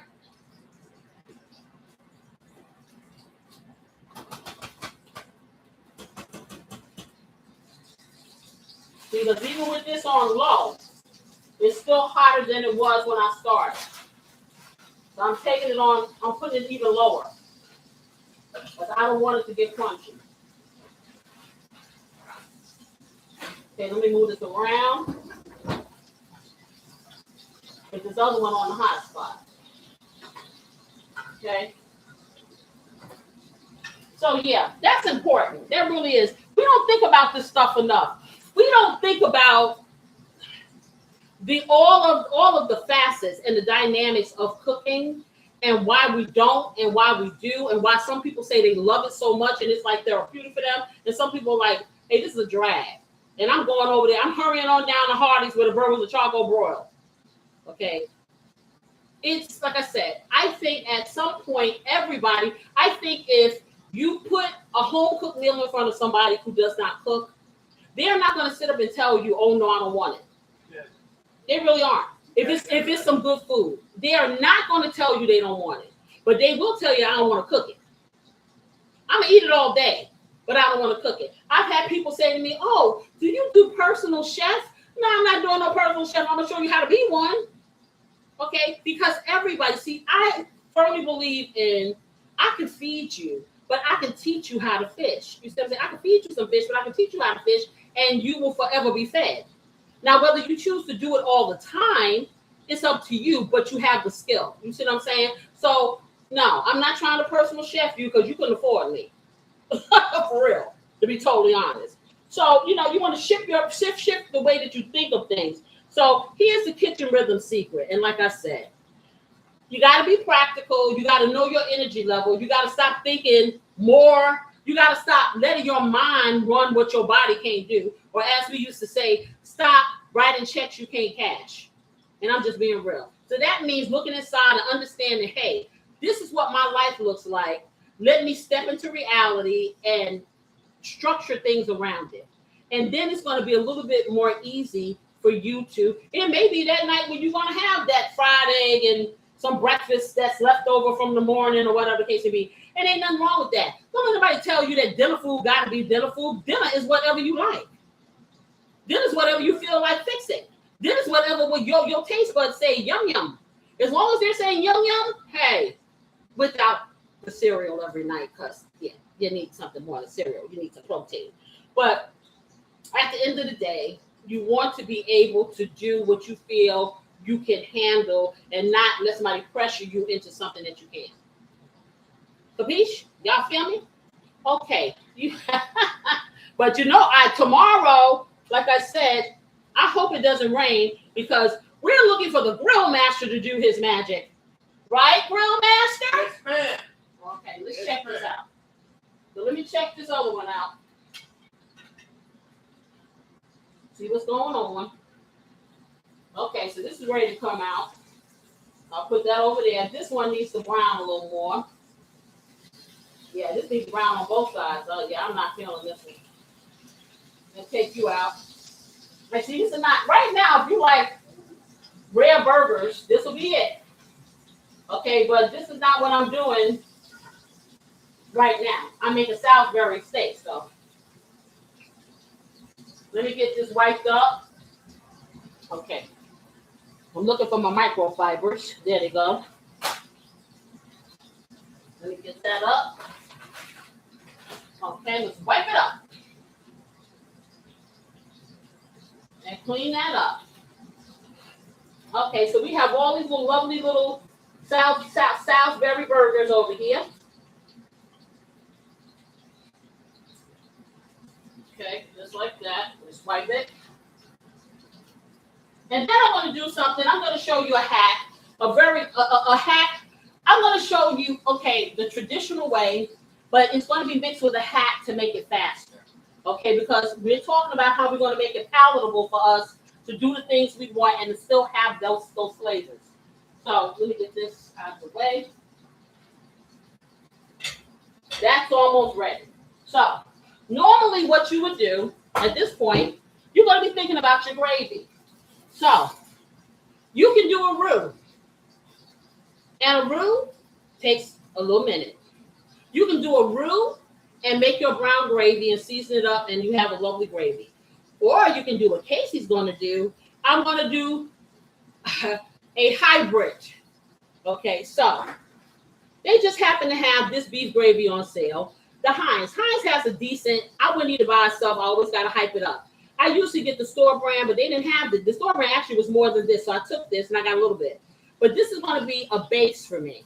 Now I'm still going to do a roux, but I'm not going to do all of the dynamics that I would normally do for a roux to sit there and stir, stir, stir, stir, stir. I am going to do it, but not quite like that. What I'm also going to do is normally they will put the mushrooms and the onions and stuff all together. I want to sear mine. So I'm going to sear them in a separate pan and then I'll incorporate it together. What you say, Vanessa? You said, yes. Okay. Exactly. Because we still want to get, and I know how you millennials are and you younger people are. So I ain't trying to sit there all day, Grandma. Grandma ain't trying to sit there either. You need to know. Okay, because Grandma got knitting to do. So let me drink this. And if you're a grandma like me, listen, it never ends. It never ends. It just never ends. Okay, so let me check this one. Let me flip it. I'm gonna let it brown a little bit on the other side because it really was in a cold place. It was in a cold place. So anytime, like I said, for the kitchen rhythm things, and like I said, that's something that I coach for people because people have lost in this doggone dress. People have lost the art of, and me included, Exactly. But I would tell you, Venetia, you don't have to do a whole lot of prepping if you do planning. Okay, I don't want you to over plan. You know what I'm saying? You said these kids. I know the kids wear you out, and that's what I'm saying. And some of the things that you do can be simple yet artsy. And people say, "Oh, let your kids help you." Sometimes the kids be in the way. Okay, and it takes longer if you let the kids help you. But I will tell you, if you do prep certain things and you plan out. I remember when I was younger, and I don't know how I got away from it because these people are older now. I had everything planned for the whole week. Because I've always worked, and I've always worked a lot of jobs, and I had kids and life and all that stuff like that. And I always cooked every day. I think Fridays we would eat out, like go to Kentucky Fried or something like that, and get some pizza. But 4 days a week, 5, 6, so we got 7, 6 days a week, I always cooked. And I ain't cooked no little bitty stuff, I cooked. Okay, so, but I planned it. It's like when I got my meats from the grocery store, I would season them all. I would clean them and season them all, put them in the freezer. So when they came out, I was ready. I didn't have to do that prep work. So the day that usually it was Saturday that you would do all your stuff because of course you're working all week long. And so I would do all of that and sit it in there. And then I would kind of have a mental note in my mind, what side's going to go with this. And see, in my house, it's like my sister laughs at me and says that it's a restaurant. It's true because one person can have this, the other one can have that, and so I'm cooking several meals. So I feel you, okay? And this is why I started coming up with these little hacks, because there are hacks out there. Yes, we want to go out there and grow the stuff in the field. Yes, we want to get it from this, that, and the other. Let me tell you something. At the end of the day, well, my stomach has eyes. I don't know about yours. But at the end of the day, your stomach ain't got no eyes. It's taste, okay? And you need to make it where you gonna get it down your throat the best way you can. Let me try this. Get over and check this out. Yep, and this is ready. So let me turn it off. Get this off. Okay, get this last one up in here. Okay, so now I can do one of two things right now because I got nibbly bits in the bottom of this pan. So right now I can take these nibbly bits and I can make a gravy with the nibbly bits. So let me move this over.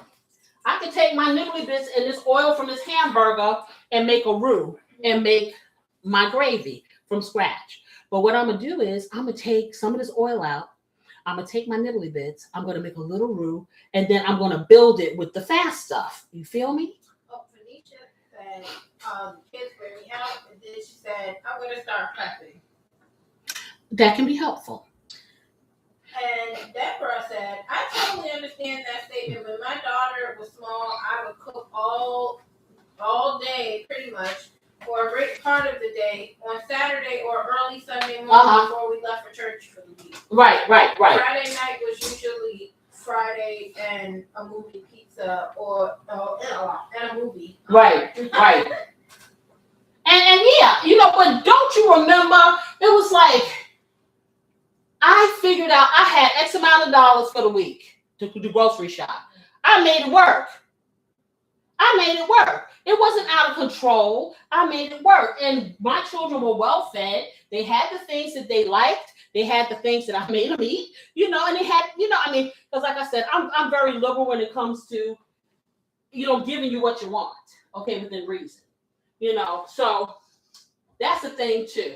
But I don't know where we lost that art. I know we lost it. DoorDash. That's where we lost it.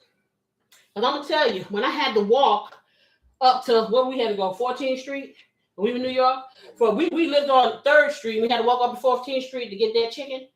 You didn't walk there that much. Them city blocks is long. And see, we didn't drive because in New York City, we lived in Manhattan, in the middle of the city. To have a car and park there, to park will cost you $10,000 to find somebody's little hole to park in. Or you are constantly getting up and down all night long, moving your car from one side of the street to the other. That ain't the move. Now when you got all them trains and buses and my little children knew this when they grew up. But as soon as they could stand, stick their hand out, get a cab. Okay, so yeah. But anyway, so now let me get over here, and I'm going to do this little thing here. I'm going to take some of this, take some of the oil out. I mean, I have to. But I got the nibbly bits. So if you don't know what the nibbly bits are, the nibbly bits are the loveliness that remains in the bottom of your skillet, all the seasoning, the little nibbly pieces of whatever, the meat or whatever is in there, okay? And it doesn't always look pretty. Some people want to clean the nibbly bits and get rid of them.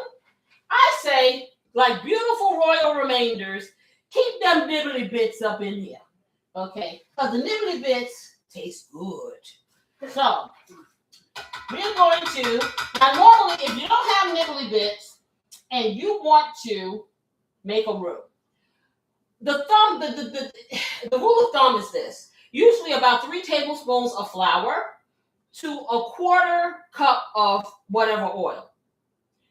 And you can adjust, okay? And you're going to use a liquid. So people use water. I use broth, whatever.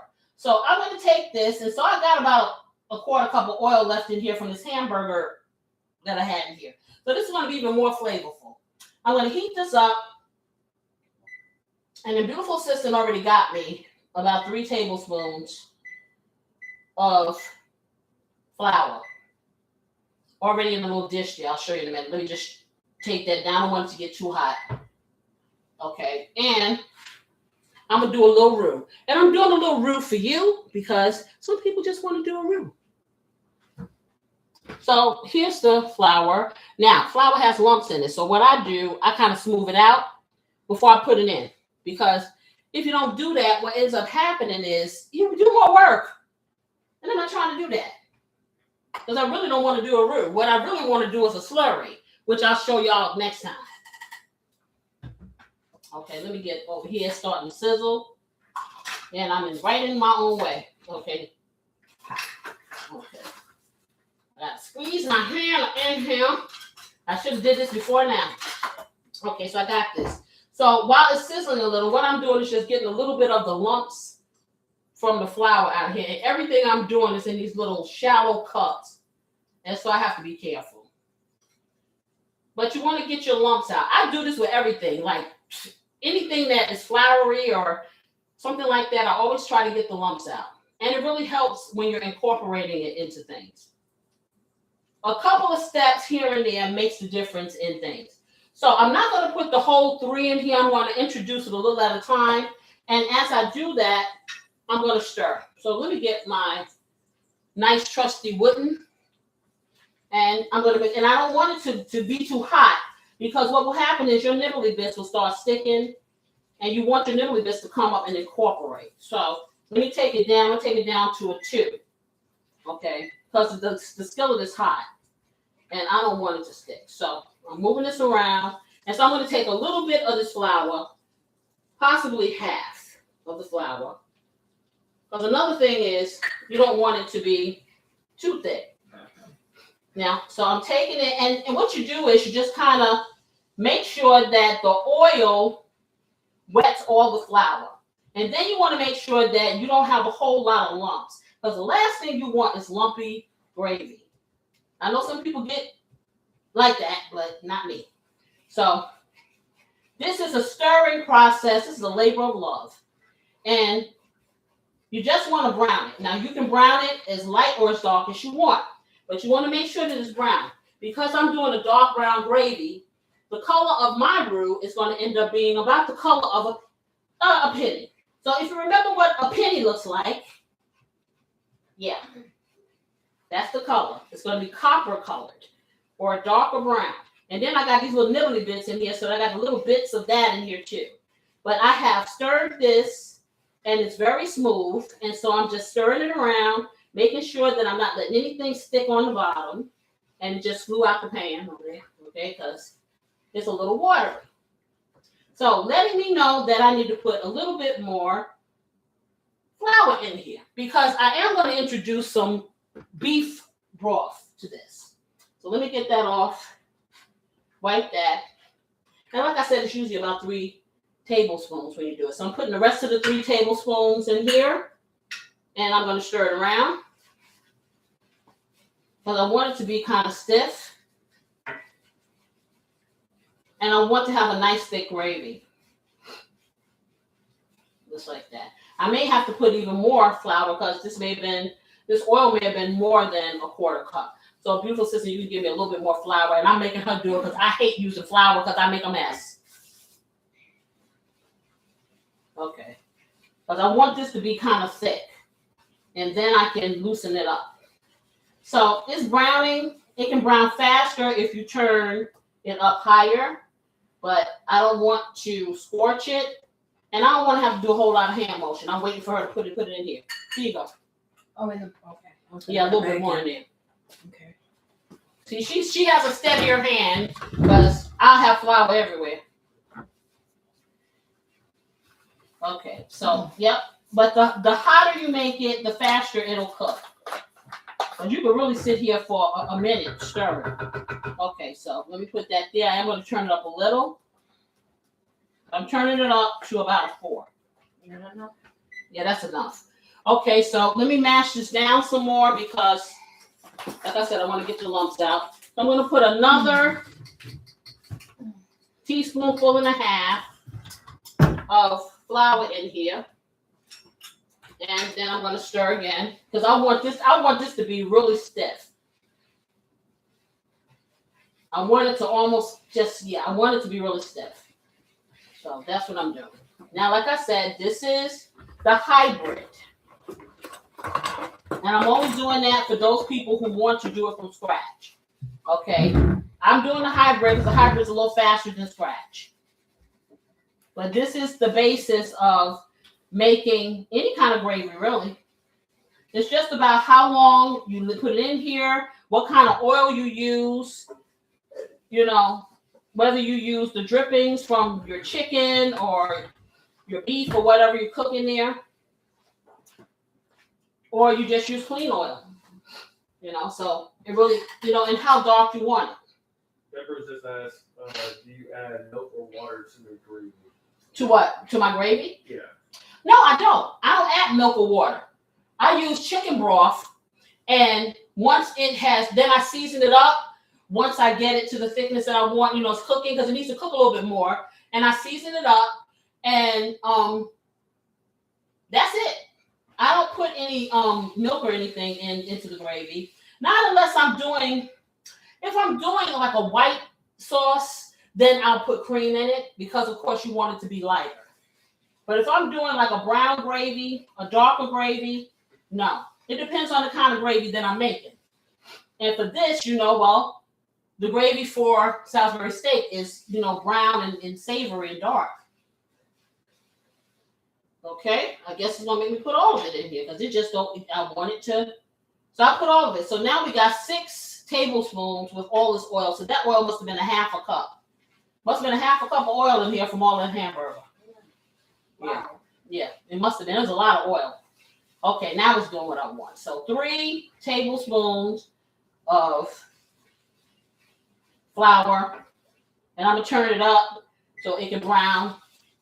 Because right now it is the color of a walnut, which is good if you want to put it on something. If you want to put it on a chicken or something like that, this is a good color, the walnut color. But not for what I'm doing. I want it to be dark. And so even if you want it even darker, that's when I go and I introduce my gravy master because that'll get it exactly where I want it. And the gravy master really, it's just a kind of like a little caramelization type dynamic. It really doesn't enhance the flavor or anything. And I'm going to tell you, using it by itself does not thicken anything. I use it more so for color. Okay. And you want to let it sit just a minute. See, I'm constantly stirring too.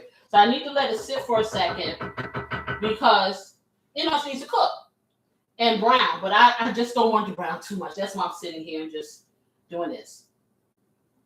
Okay. All right. Let me turn you. I'm going to turn it up one more, 7. There you are. There it is. Mrs. Gravy. See, I figure I'll sing to her. She'll hurry up. She's like, hurry up. So we don't have to hear you. I'm going to keep singing if you don't brown. Okay. Hurry up this way again. Who made that? I'm talking to your daddy. What's that, darling? And you see, he's not even listening. See, this is what happens. He puts on his internal earplugs and he doesn't hear me. He don't hear nothing I say. See, one day I'm going to say fire. Okay. You ain't got to go there. Uh-huh. Yeah. I said, who made that song? Which one, bro? Never mind. Let me turn this back on. Okay. But then he expects me to finish his sentences. He'll say 2 words. I'm like, yeah. I think it was a stylistics. I think it was. Hurry up this way again. That song. Yep. He's just saying, yeah. Look it up. I don't believe you now. Yeah. I think that's the name of it. It just popped in my head. See? It was a stylistics, y'all. Oh, he lucked up on that one. He lucked up on that one. Okay, so I'm going to take it back down to 5. I'm going to let it get a little bit more chestnut. And do I have any gravy master or no? I should. Yeah. Because, and another thing, when people tell you when you're doing your roux, make sure that your flour is cooked. Make sure your flour is cooked because you don't want to eat raw flour. It's not that tasty. Trust me. Not at all. How you know? I've never given you raw flour. No, not you. Oh, okay. Yeah, well, you know, like, have you ever cooked chicken or had chicken and inside the crust is all of this raw flour? Yeah. You know, yeah. And it's like, okay, so I'm going to take, and I would say, keep some gravy master in your house for color. Because I want this to look dark. So I'm going to put a half a teaspoonful of gravy master in here to just let it darken up. Because I'm tired of waiting. I'm tired of stirring. I'm tired. Okay, so this is the quick hack. When you tie it and you want it to look a certain way, put some gravy master up in that piece. Okay, there you go. Now we're cooking with gas. Let me turn this down low. Okay, yes. Say yes to the dress. Okay, now that's what I'm talking about right there. I would have been stirring another 2-3 minutes. I ain't trying to do that. Okay, so now I'm gonna move this off and I'm gonna let you see the color that it should be if you did it 2 or 3 more minutes. Okay, so and the thickness. I don't want it to keep cooking and I'm not lifting up that big old pan to bring to you. So I'm gonna show you like this. Okay, so let's see. Get a little disposable spoon so I can throw it out. Okay, so let's see. It's hot too. That's looking good, honey. Okay, so if you can see the color, and I'm dripping, and it's hot too. Ooh, it's hot. Got that drip. It's drip. But you see how the brown? Let me get this back up. It's so hot, it's melting my spoon. Oh, that was hot. Okay, I didn't realize it was that. I shouldn't have used the temporary. Look at the temporary spoon. But that's the color you want it to be. Now at this point, if you're not doing the hack that I'm doing, I dropped it on my little paper. If you're not doing the hack that I'm doing, now you're at the stage of where you can put your beef broth in, your seasonings, and you slowly put the broth in. You really could do it like room temperature, and even if you heat it a little, it's good. Slowly put the broth in and incorporate it until it gets to be the consistency you want. Then you got brown gravy. But I'm going to do some extra stuff. So I'm taking this over here. And this is going to be part of my liquid. So right now I got some thick stuff in here. Some really thick stuff. There you go. And so let me turn this off. Okay, so I'm going to take that just like that. I'm going to open this up. I'm going to shake it. Okay, just like that. And I am going to get my little seasonings. Y'all know what I'm going to do. And I'm going to take rosemary. I'm going to do garlic powder. I'm going to do the onion powder, the pepper. And some garlic. That's it for now. Okay, and put that over here because it's important that this gravy tastes delicious. Just like that. And I'm going to get some Worcestershire sauce because that's going to make it taste good too. So where you go? This one here. And a little bit of my Splenda because it's mine. No, because it really does help balance the flavors. A little sweetness does help balance the flavors. So I'm not going to just say because it's mine. Okay, so first we're going to put the rest of, instead of me putting so much beef broth in here, I'm going to start with this, okay? This little cheap stuff here. So I'm going to pour it in. And that's going to help you stretch your gravy so you don't have to sit over here and try to figure out how much of this and that to put in here so it can be the thickness I want it to be. That's your first half. This is not thinking cooking. So now you take your garlic, and I'm going to put a teaspoonful of the fresh garlic in there. I'm going to put a little bit of rosemary, quarter teaspoon of rosemary in. I'm going to put quarter teaspoon of this garlic powder. And I'm going to do the same thing with the onion powder. Quarter teaspoon of the onion powder. And then you know what I'm going to do. I'm going to make it rain with a little Casey's blessing.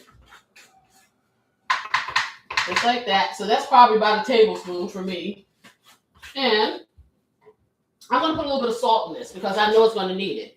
And this is the one time beautiful sister didn't have the salt out.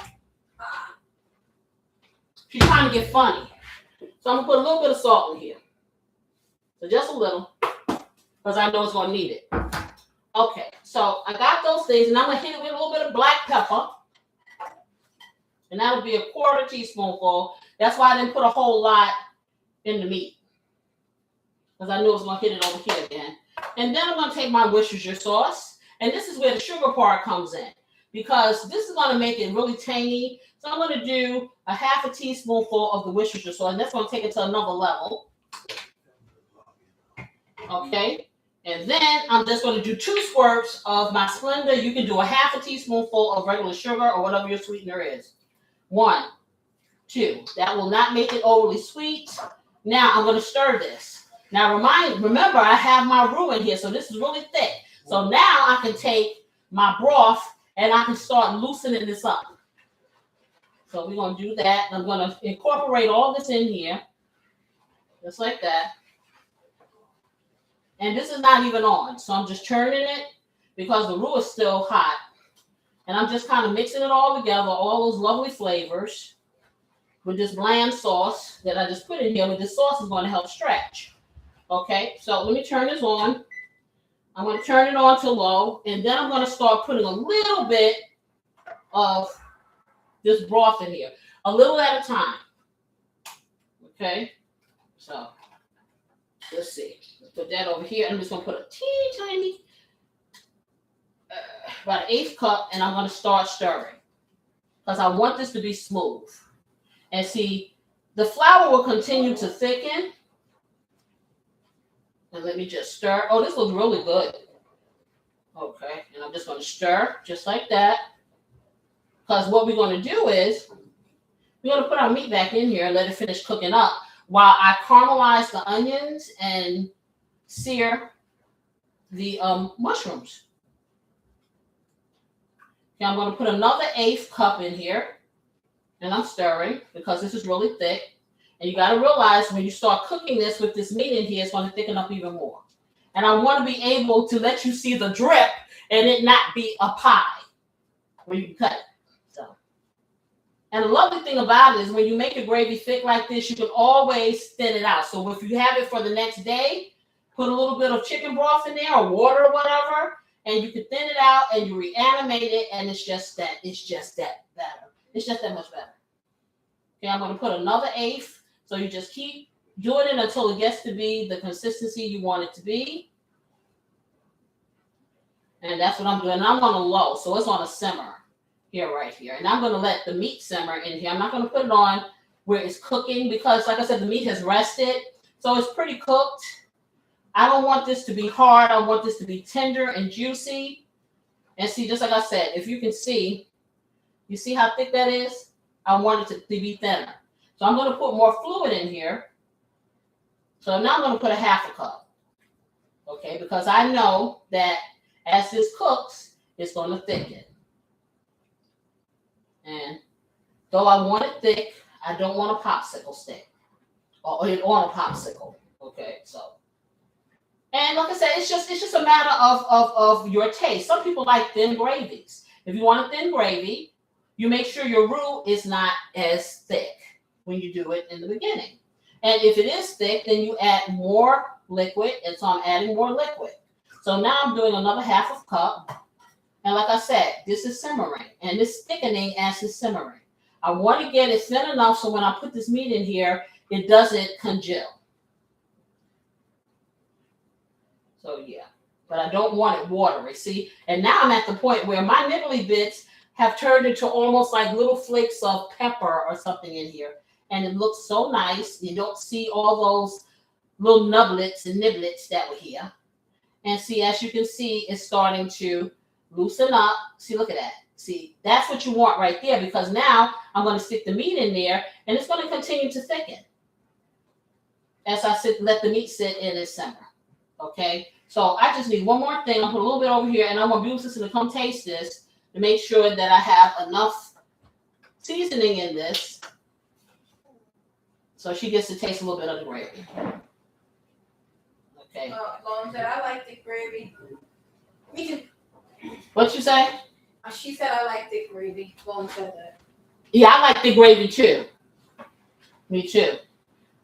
And one more thing that I will put in here because y'all know how I live my life. Butter makes things all better. Pass me that butter right there. I'm going to put a half a stick in here. No, just a half a stick. That's it. Okay, so I'm going to put the whole stick in here, y'all. I'm lying. You know, yeah, I'm sorry. I'm in your way. I'm telling her to taste stuff and I'm in her way. I'm going to put the whole stick of butter here, y'all.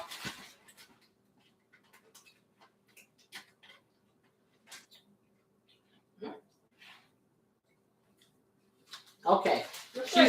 She's tasting it. Enough salt, enough balance between the little bit of sweet I put in there. It's not sugary. Okay. Savory. Yeah, it's good. Okay, savory. Okay, so I have my butter in here, and I'm going to try to chunk it up so it melt. And the butter just gives it a little extra creaminess. And y'all know I just can't live my life without it. Just got to be all up in here. That's all. But it's going to do it. And you can omit this if that's what you want to do. That's the loveliness about it being your kitchen. You drive the train. There you go. So let me just get a little. I'm just going to break it. I'm just breaking it so it can melt quicker. And then I can get my meat in here and let that kind of simmer down through and finish. This gravy going to be fire. I'm here to tell you. And at this point, if you like your stuff a little spicy, you know what you can do. You can put a little cayenne pepper in it, and that'll take it up a notch. So that's the loveliness. You can do what you want according to your taste buds, and that's what I like about cooking. Once you learn the basis, the possibilities are endless. You know, it really is.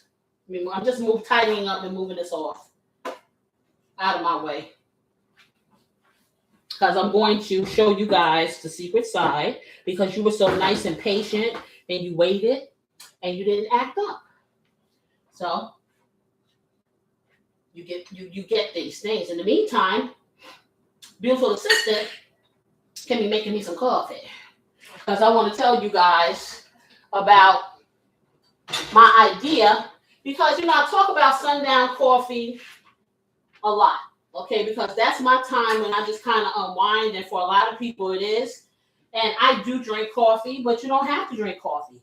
But Sundown Coffee can be a ritual not just for you, but it can be a family ritual too. Because if you think about it, if you have a family, you have kids and stuff like that, you're working, how much time do you really spend with your kids in a week? Or your family in a week? You spend more time with the people you work with than you spend with your family. And, you know, not just doing that day to day, but just letting people just relate. That can be a few moments of sundown coffee time. It doesn't have to be all your time, but it can be that time. And no, you ain't got to get the kids coffee. They can have whatever they like, but it's when you sit around and there's no electronics, there's no distraction, there's nothing. And you ask, hey, how was your day? Things like that. And we don't do, we let these days go by, and we are on automatic a lot. And then you look around and the years gone by are gone. You know, a year's gone by, years have gone by, and I go by my wall because I have a picture wall. And I look at my children and they're grown, and I'm looking at these little pictures, and I'm like, oh, you know, I wish I had thought about a sundown coffee back then. You know, so it's a sundown time where you could just connect. So let me bring this up. But this needs a boil. I mean, the butter needs to melt. But this looks really good. Okay, so what I'm gonna do now, I'm gonna reintroduce my little Salisbury steaks back into here. Okay, just put them in. Just lay them in there. And don't worry, that's just my coffee pot. It likes to sing like I do. It's not having a hard time. It's just living its best life. That's the way it relates to the world. Okay, and I'm putting them all in there. It's over there crying. Mom said that they had to dip. And good night. Good night. Good night, all. See you next week. Okay, so I got all of this in here. Okay, and I'm going to put a top on this. All right, so we're going to cover this just like that. That's on a 3. I may take it up to a 4. Now I'm going to get my onions and stuff all together. All together now. So if you're just coming in, we are finishing up our Salisbury steak. We're going to be doing our secret side. And I am going to be caramelizing some onions and some mushrooms to go with my Salisbury steak. Now, I can just put it on top of here if I want, but that wouldn't be any fun. So I'm going to take it over here. And I'm going to saute them. Let me bring that here. Bring some of my stuff over here.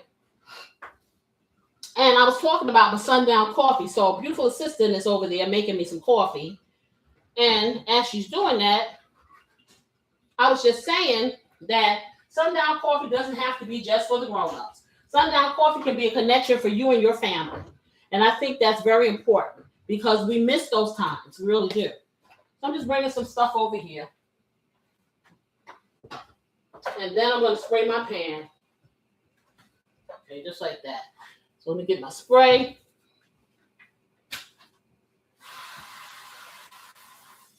Okay. And if you can put a little bit of oil in here for me, it'd be nice. But this thing is heavy. Okay, and I'm going to just take that. So I already have some onions. They are called sweet white onions. Okay. And so you just cut them, you know, circular like that. And I like to cut them pretty big because when you saute or when you steam these or whatever, you caramelize them, they kind of disappear. And so just a little bit. I only want like a teaspoonful of oil. That's it. Because I will be sauteing these in butter. So I'm going to take that other butter over there. If you can take that butter and put it in there for me. And I'm taking this onion apart, you know, to make it almost like onion rings. Okay, just like that. Because you don't want it to disappear. You want to have the integrity of the onion with your steak. At least I know I do. And so I'm just taking it apart, and it's pretty thick. So Let me show you how thick I got it. So you see how thick these are? They really are almost like onion ring. And I'm taking it apart and trying not to smell it because I don't want to tear up. But you know what? Like I said, if I didn't cut these, beautiful assistant did. But when I cut my onions, I do make sure that I rinse them. And that's going to keep you from getting that onion acid that often comes up off your onion. Now let me go over here because this will make it simpler. That comes up off your onion and causes you to tear. If you notice, I never tear when I do onions, and that's why. Because I rinse all that off, all that natural chemical off. Okay. Yeah, all of these. See, this is a nice amount. And I'll put those in first before I put in the mushrooms, because mushrooms, it takes nothing to cook them. Okay, so I got them all open. Can I get the Splenda? Okay, we got the Splenda. Thank you. Okay, and so yeah, so for me, y'all know I do the coffee. Now I'm doing the coffee a different way because of inflammation. I'm using coconut milk. Well, I don't have more of that one. Okay, so she's giving me regular inflamed coffee. Okay, thank you for letting me know that, so I won't drink much of it. Okay, so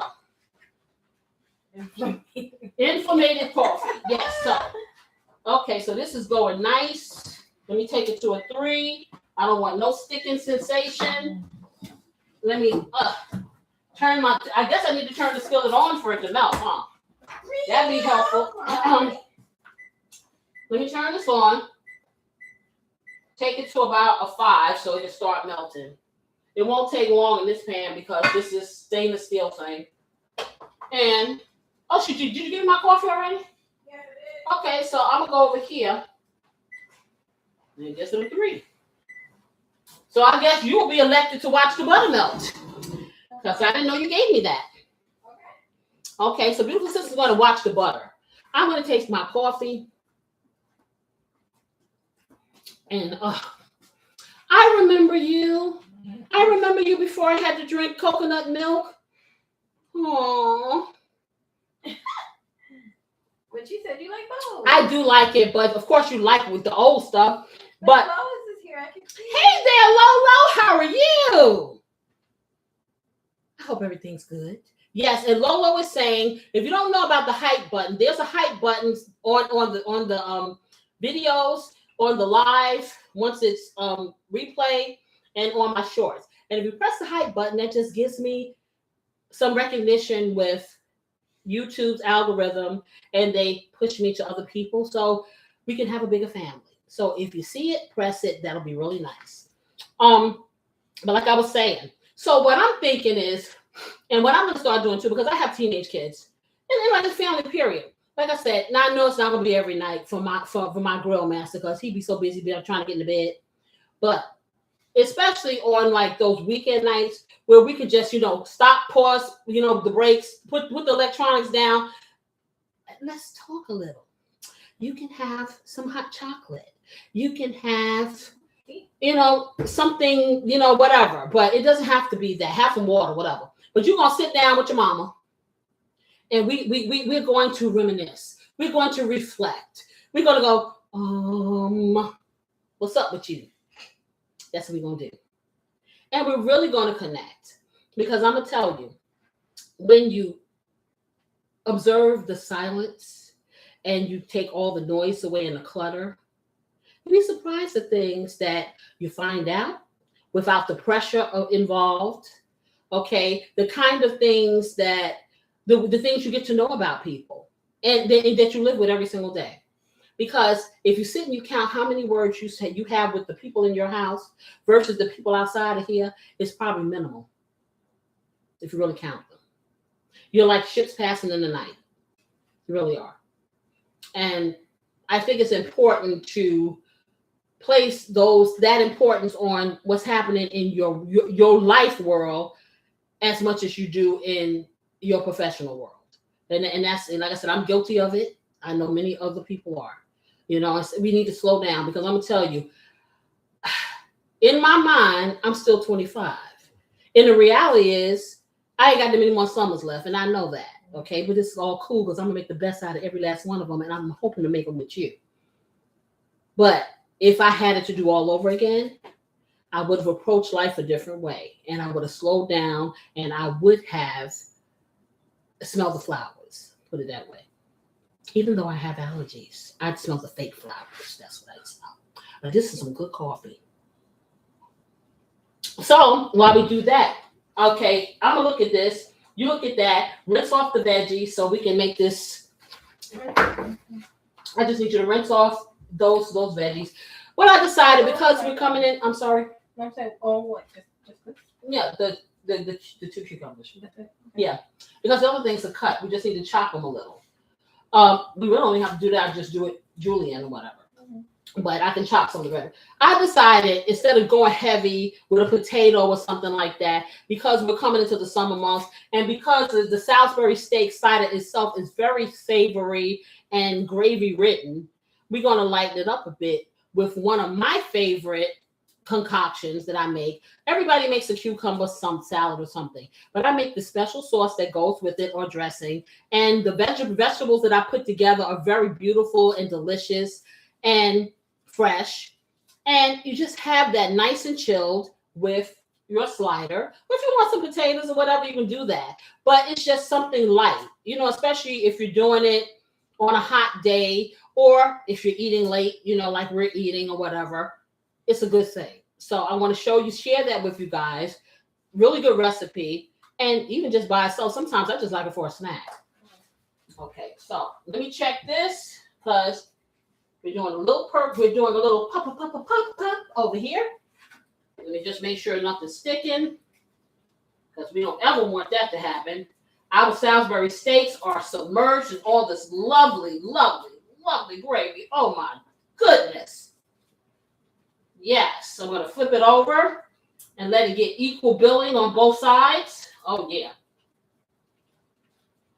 I feel like singing Patty now. Not like that, no.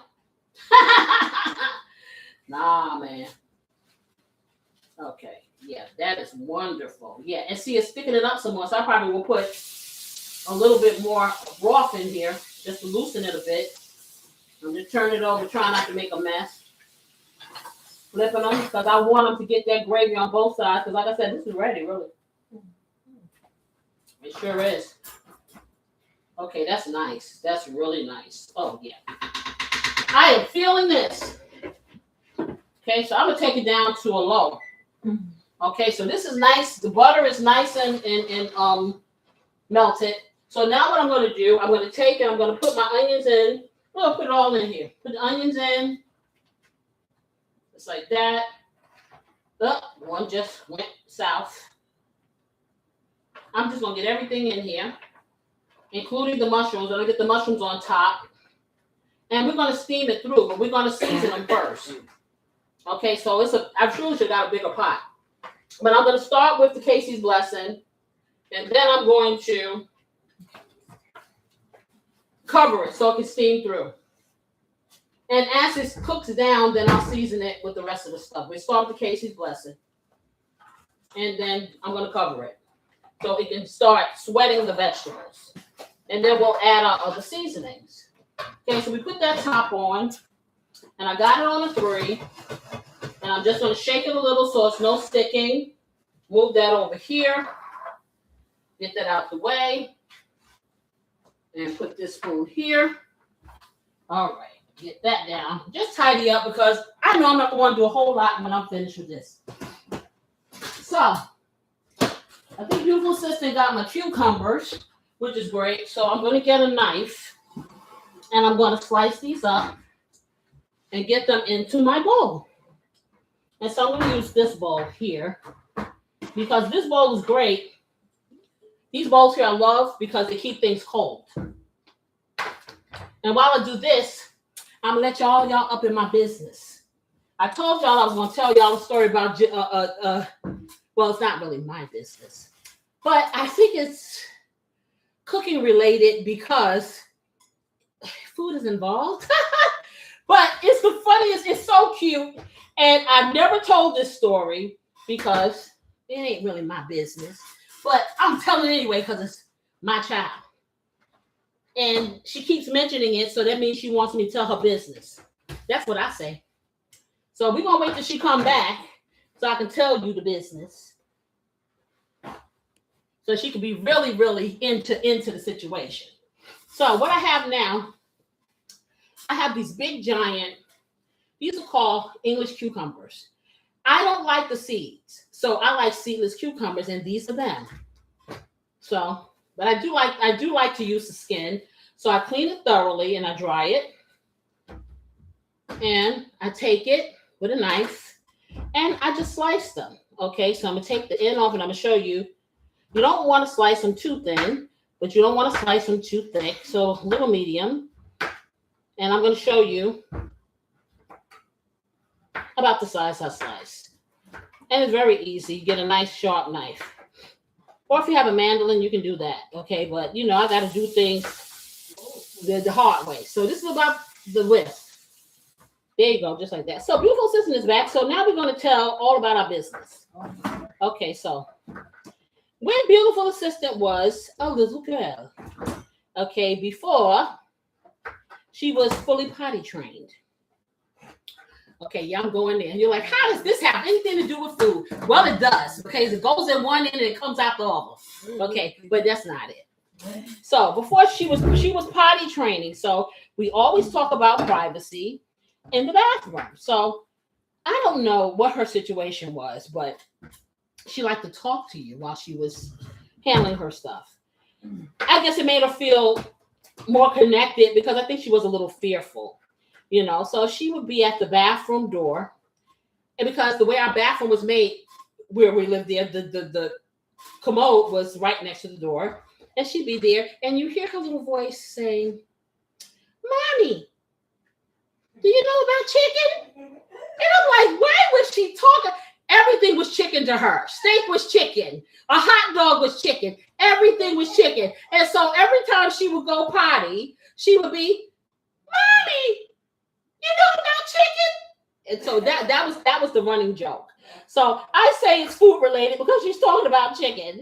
And I just thought it was the funniest thing, you know, because it is a memory. And if your child ever talks to you through the bathroom when they're potty training, that's probably because they're lonely or whatever, and they're they may be a little scared or whatever, you know. But that's what she used to do, and so that's the running joke in my family. Hey, you know about chicken? Because that's what she used to do. So that's all of it in her business, not mine, hers. Okay, so I'm cutting this up. Yeah, I am. Okay, almost done with this. And I don't usually do this cutting stuff, you know, on television, but, you know, hey, I figured I'd do it this time. Usually my stuff is already cut, but I'm putting it in here and just sticking it in there because this is a nice, I'm telling you, this is a nice, refreshing salad. I even like it. I don't care any time of year. If I can get these English cucumbers, I definitely will go for it because they're nice and firm. You know, they don't emit a whole lot of juice, because the thing I hate is when you make a cucumber salad and it's soupy. I want my dressing or whatever to be creamy and thick and sit on those cucumbers and do its thing.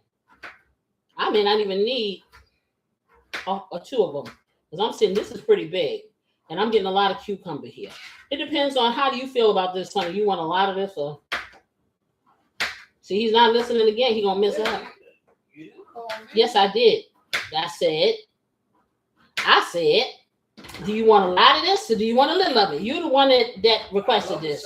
You know, you can't put enough cucumbers in there for me. Okay. Yeah, speak to a sister because you'll get two. One for me and one for you. No, I said one. One whole. I said one. Yes, one singular sensation. That's it. Okay, so I'll probably cut up the other half. Okay. What do you guys? I mean, y'all feeling this or what? Because I'm probably not like a lot. That's enough there, baby. no, it's no, because yeah, that's not a lot. That's not a lot for them. I'm gonna do half of this. Just like this. because I got to put the other stuff in there too. So it's not just cucumbers, it's other things. But you know, then I'll not make enough. You're like, why did you make enough for this? I could have ate this later. Blah blah blah blah blah. So I already know. Y'all see they're trying to act like they don't really go back for stuff. You know that's not true. Yes, y'all know that. If you only could see behind the scenes of a live. Huh? I know she said that. That was yeah, that was 10 minutes ago. Okay. All right, so got that in there. So I did about 1 1/4 of the cucumbers. There they go. And I'm going to put the rest away and use that for something else. So he'll probably just come and just eat the whole cucumber. You know, he does that too, like a pickle. So we have that. We put that in. And so then I already have some vegetables that are cut up. And you can either dice them or you can leave them whole. I like the red onion. And I have some red pepper. And I have some cherry tomatoes, which I thought I asked for.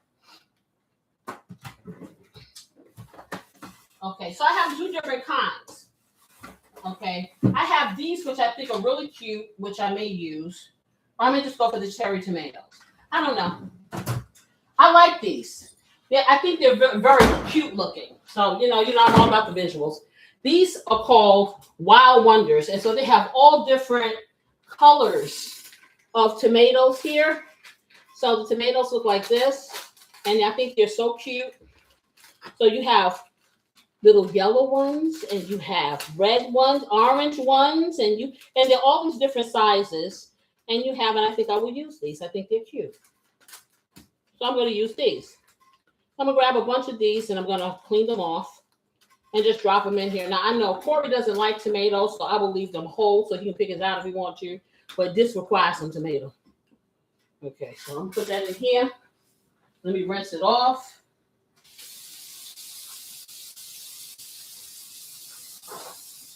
Yeah. But all these tomatoes like here, they all have different flavors and tastes. That's what I like about them. Now you can cut them down the middle in half. I'm going to put them in whole only because I know that Corey doesn't like tomatoes and he can get this out. So I'll do him like that. I'll do him that solid. Okay. So he can get it out if he doesn't like it. Okay, let me check. Okay, that is steaming really nice. Okay, that is simmering really nice. Let me get these. And you want to make sure the tomatoes are dried off, and you can slice them if you want, but you don't have to. So you put them in. And if you want to slice them, I'll just show you. Just take them and you just slice them right down the middle, just like that. And presentation is great. So you can put them in there. And you can, and then yeah, I'm going to slice them. He can just take it out. Plus they're in half. And they're not really wet. So I'm just slicing them in half. Because that way you'll get your sauce. And these are not really juicy and wet. So they're not going to wet anything up by slicing it, which is what I like. And see these right here. These are not red. They're more purplish. And they have a different flavor. I like these. I like these. Because on my thumbnail, I used just the red ones. But then I saw these in the grocery store when I got ready to make this. I said, I like these. They're really cute. They give some diversity to the salad. Okay, so just get there. I got a couple more just sliced down the middle. Just like that. And I have a yellow one.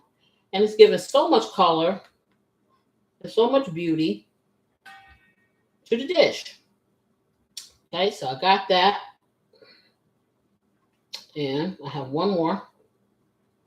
All right, so I got that going. So now we have our onion, and I have some red bell pepper. And you can use green if you want, or another color. I just am partial to the red. Okay, now I have these, and you can have them in wholes, or you can just take them, or you can dice them. And I'm just using mine's kind of like, not quite julienne, but half of the circle. and putting them in. You know, I'm not trying to make this difficult or hard or whatever. You know, you can be as fancy or as plain as you want. And I'm just doing it like this to get that in there. And so I'm putting them all in just like that into there. And then I'll take some of these, and I am going to chop the bell peppers a little, okay, a little, because I don't want them this big. So I'm going to chop them just a teeny tiny bit, because they are a bit big for me. Okay, so just chop them a little. And normally I would chop them even more, but I'm going to roughly chop these just like that. And I'll show you what I'm talking about a rough chop, because I'm not doing anything special to it. But I would probably chop it even more. But see, I'm a firm believer if I don't like something, I can pick it out. Because I'm not going to stop other people from liking it. Okay, so I got it like that, like this. And this is what you have when you chop it roughly. I will show you what a rough chop is as soon as I finish rough chopping it. Okay, so a rough chop looks kind of like this. So it's not evenly chopped.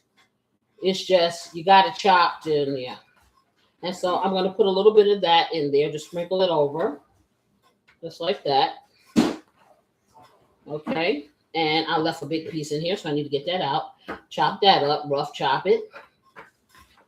And that took nothing. Okay, so now that I have all of these things together, I'm going to take it, and I'm just kind of moving it around with my hand, and my hand is clean, so don't worry.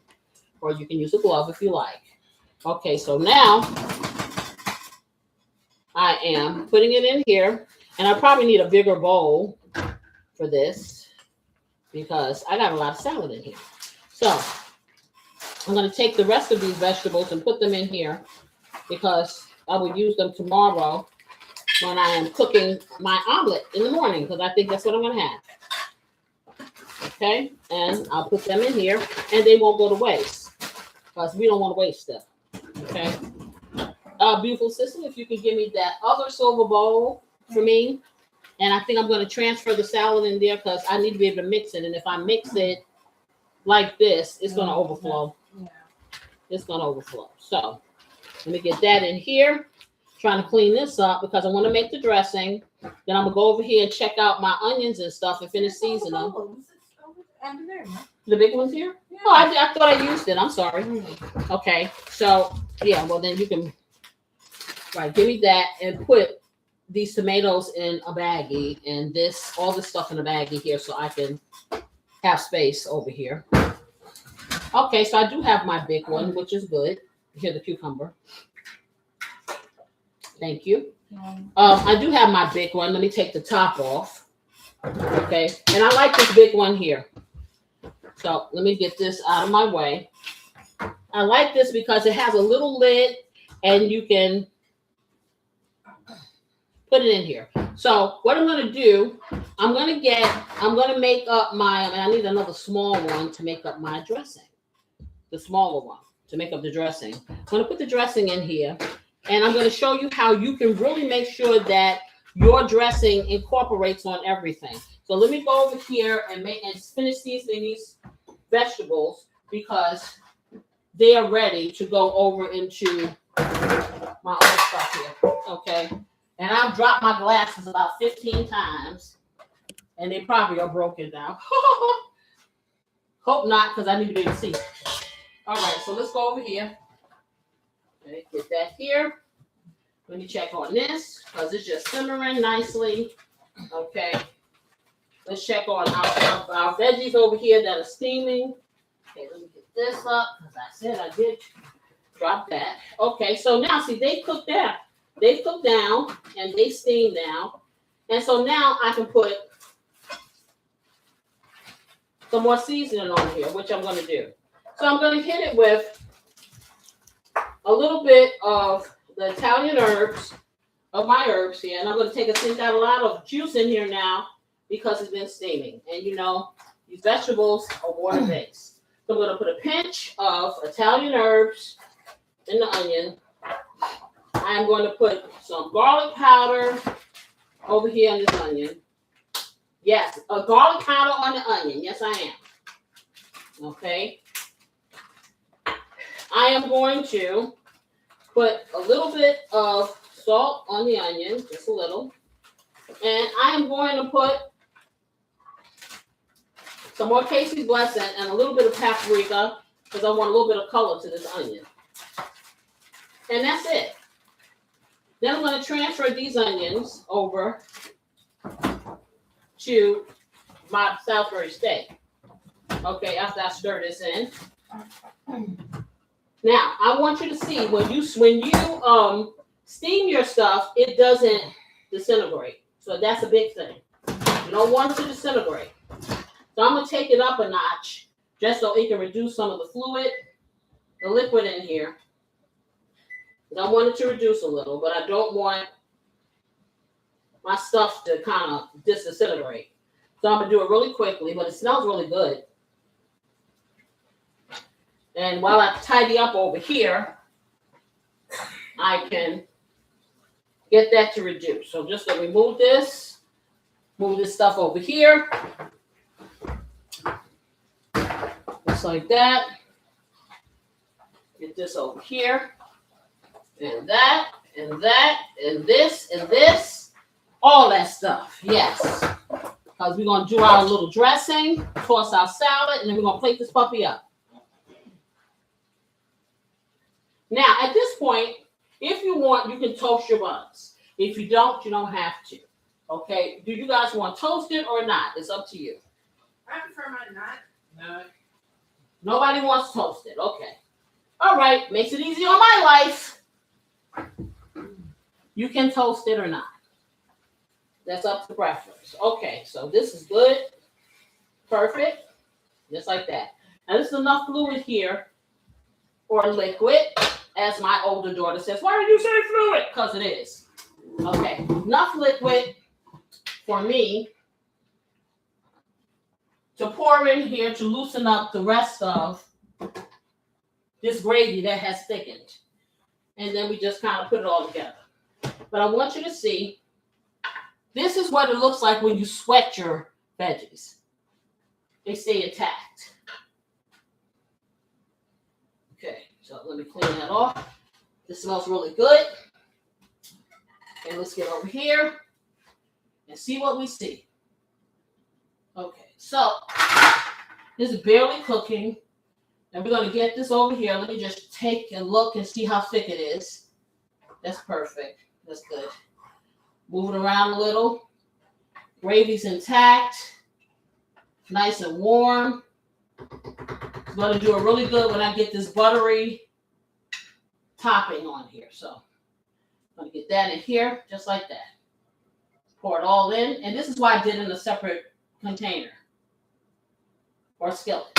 So now I have all of this and I just stir it in. So now that thickness that I have that was not moving is now moving. So now you have the gravy that is going to do that drip you see on the shorts because it's the right consistency. You have all of your veggies here. And when you put it on your bread, it's going to do its little thing. Yes, it is. So you have all this nice Salisbury steak with the vegetables and the mushrooms, and then it's going to be on a bite-sized, well, not really bite-sized, but bite-sized in comparison to the big size bun. Okay, so perfect. So I got that there. Let me take it up just a little bit. We'll cover that. I'll make the dressing, and then we will plate it up. So what you can do, beautiful assistant, if you don't mind, you can get the buns on the plate so we can plate it up after I make the I'm gonna make the dressing. Okay, let me just get my favorite fork, the big gargantuan one. This is gonna take like a second. Dressing is not complicated, very simple. Okay, so dry that off. All right. Okay. Okay, let's get that off of here. That off there. And yep, let's get over here, get the dressing, and mix the salad. So what we're doing at this point, and let me get the bigger spoon, because I thought this was squeezable, but it's not. Okay, so let me get a spoon. Okay, so let's get this over here. And so we already have our veggies in here, guys.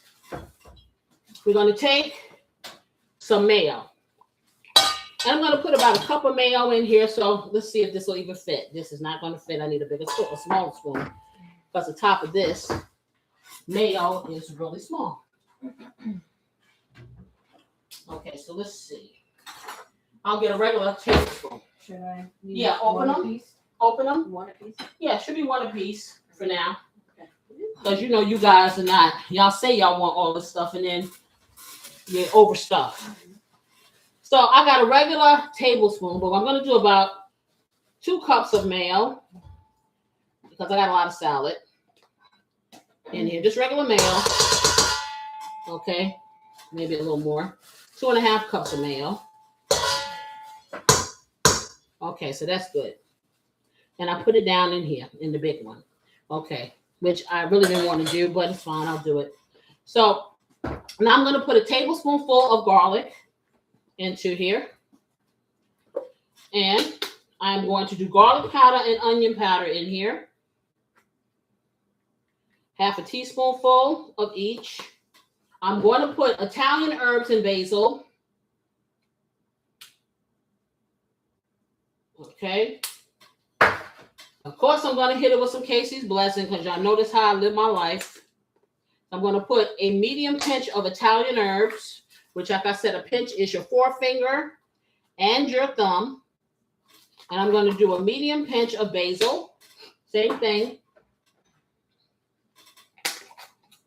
Okay. When I tell you this is a simple dressing, it really is. And then because I don't have any fresh dill, I am going to find it wherever I put it, because I have it over here. Here it is. And I'm going to put a half a teaspoonful of the dried dill. And it won't be bad because it really isn't that dry. Okay, I'm going to put that in there. I'm going to put a tablespoonful of Casey's Blessing, just make it rain. I'm going to put a half a teaspoonful of black pepper. There you go. And I'm going to squeeze just a drop of Dijon mustard. Just a drop. Just a drop. Okay. I'm going to take, and where did I leave my Splenda on the other side? I think I did.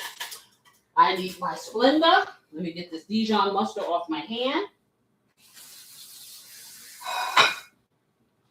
Okay, and dry it. Try it. You'll like it.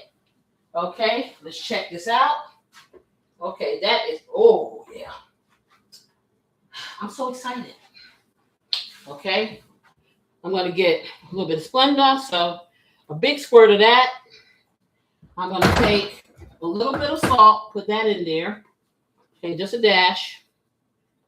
And I'm going to take some balsamic vinegar. And that's why I put the Splenda in, because that's going to cut some of that tang. But the balsamic vinegar gives it a really good flavor. So I'm going to do about a half a teaspoonful, teaspoonful of balsamic vinegar. Okay, so now I'm going to mix it all up. Just like that. So let's get it all mixed.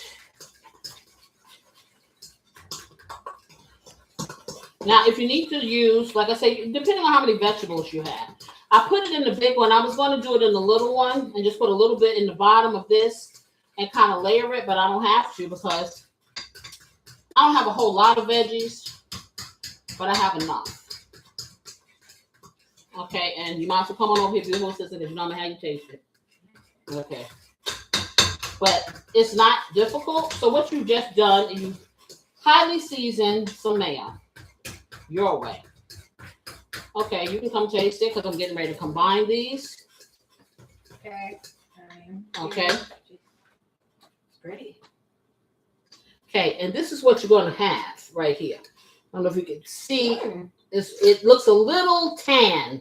You really can't tell because of the lighting. So now that you have this, and this shouldn't be way up here, all of this up here. Okay, but I'll eat it. Okay, I think it needs a little bit more of the balsamic vinegar. Just a little. Because the whole thing is you don't want to taste like mayo, you know. Okay. I'm not saying it does. And a little bit of salt. I'm just saying, you know, you want to differentiate it. So I'll put a little bit more balsamic in there. Another eighth of a teaspoonful. And that made it a little bit darker. So, yeah. Okay, so now I'm going to start putting my veggies in. A little at a time. And as I put the veggies in, I'm going to kind of toss it, stir it kind of thing. So I'm going to put half of them in because I want to coat this. Okay, that's what I want to do. Let me be careful because I got this fork. I don't want to puncture my vegetables.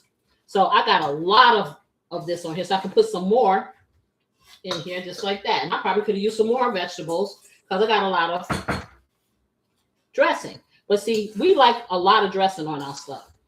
So we want to fully coat it just like that.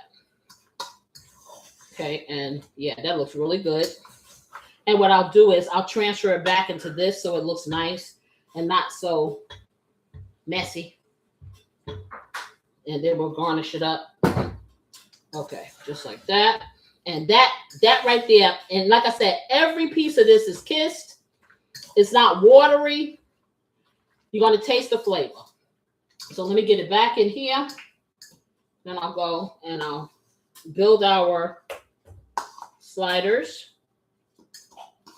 Oh yeah. This is full of flavor here. Okay, you can't see the vegetables no more. Got a lot of dressing. And you may not want as much, so you can put as much or as little as you want. Okay, so let me just get it all in here just like that. Okay. All right, got that in there. Let's clean you up. Put a little garnish on you. And a little bit of this. I'll put a little bit of smoked paprika over the top. Just like that. Because that's how we do. Okay, and a little bit of parsley.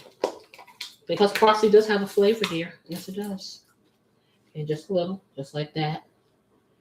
Oh, yeah, that's some cute stuff right there. And it tastes good too. That's a good thing. Okay. I hear bubbling over there. So that means it's time. It's time. It's time. So I'm going to let you guys see. This is what you got. Can you see? That is what you have. That is some good stuff right there. Okay, so we're going to get this over here. I'm going to start building our sliders. Okay, so we're going to turn this off. And let's see what we got. It's going to be real juicy. Okay. And these are nice and hot. Okay, so let me get this over. I probably will need a ladle because there's a lot of juice. Okay, let's try the first one. Let me see if I can get this out. Okay, so we got a nice little piece here. Okay, trying to be real gentle because they're really tender. And that's what I wanted. So I'm gonna take it like this. And I'm gonna, there you go. Turn it over. Just like that. Let me see if I can find some onions and stuff here because there's so much in this pot. Okay, I'll do that with a fork. I can't even grab the onions, there's so much. Okay, so let me get a fork. But it's a lot of gravy. A lot of gravy. Get you some onions, put it on here. Just like that. Yeah, that's a lot. I don't know if I'm being fitted on here, y'all. Okay. They falling off. Okay, so let me get, and I probably will get a small spoon now because, hey, there's a lot of gravy here. Yeah, this is pretty big. Okay, so I'm just kind of stirring this around. Get this gravy, put it all on here just like this. Corey, you the first victim. So let me slap that on here. It's a lot. It's a lot of gravy. It's a lot of gravy. It's a lot. Okay. Yeah, that's a lot. Okay, let's just get this over here and try to get some of the gravy off because it's a lot. You're gonna be dipping forever. Oh boy. That's a lot. That's a lot of gravy. Okay, so get that off. And then I want to get some of the salad in here. And I just need to, I guess I'll use this. Okay. A little bit of salad. I'm going to bring that over. Let's get that in here.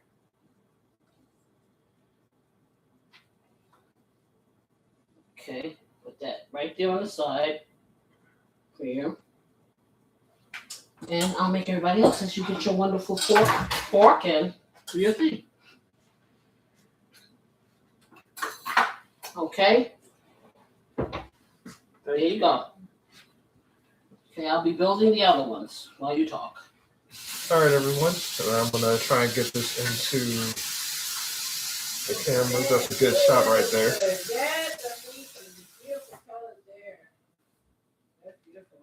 All right, we're gonna bite into the slider right here.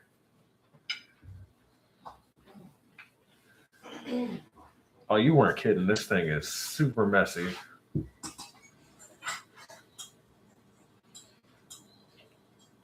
All right, we're gonna go in for this bite.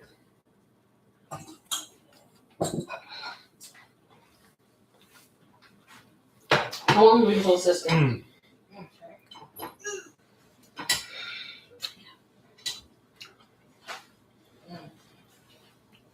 It's nice and juicy. Do you need a tissue?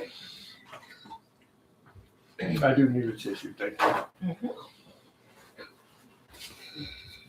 Ooh, looks like you got a little on your shirt. Oh no. From this bowl. It's okay. Well, I never said it wasn't messy. You saw that on the short.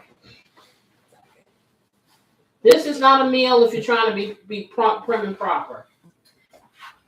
Unless you use a fork. Even if you use a fork, then now it's not a slider anymore. Okay, so.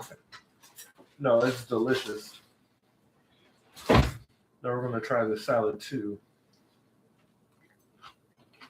Mm. Mm.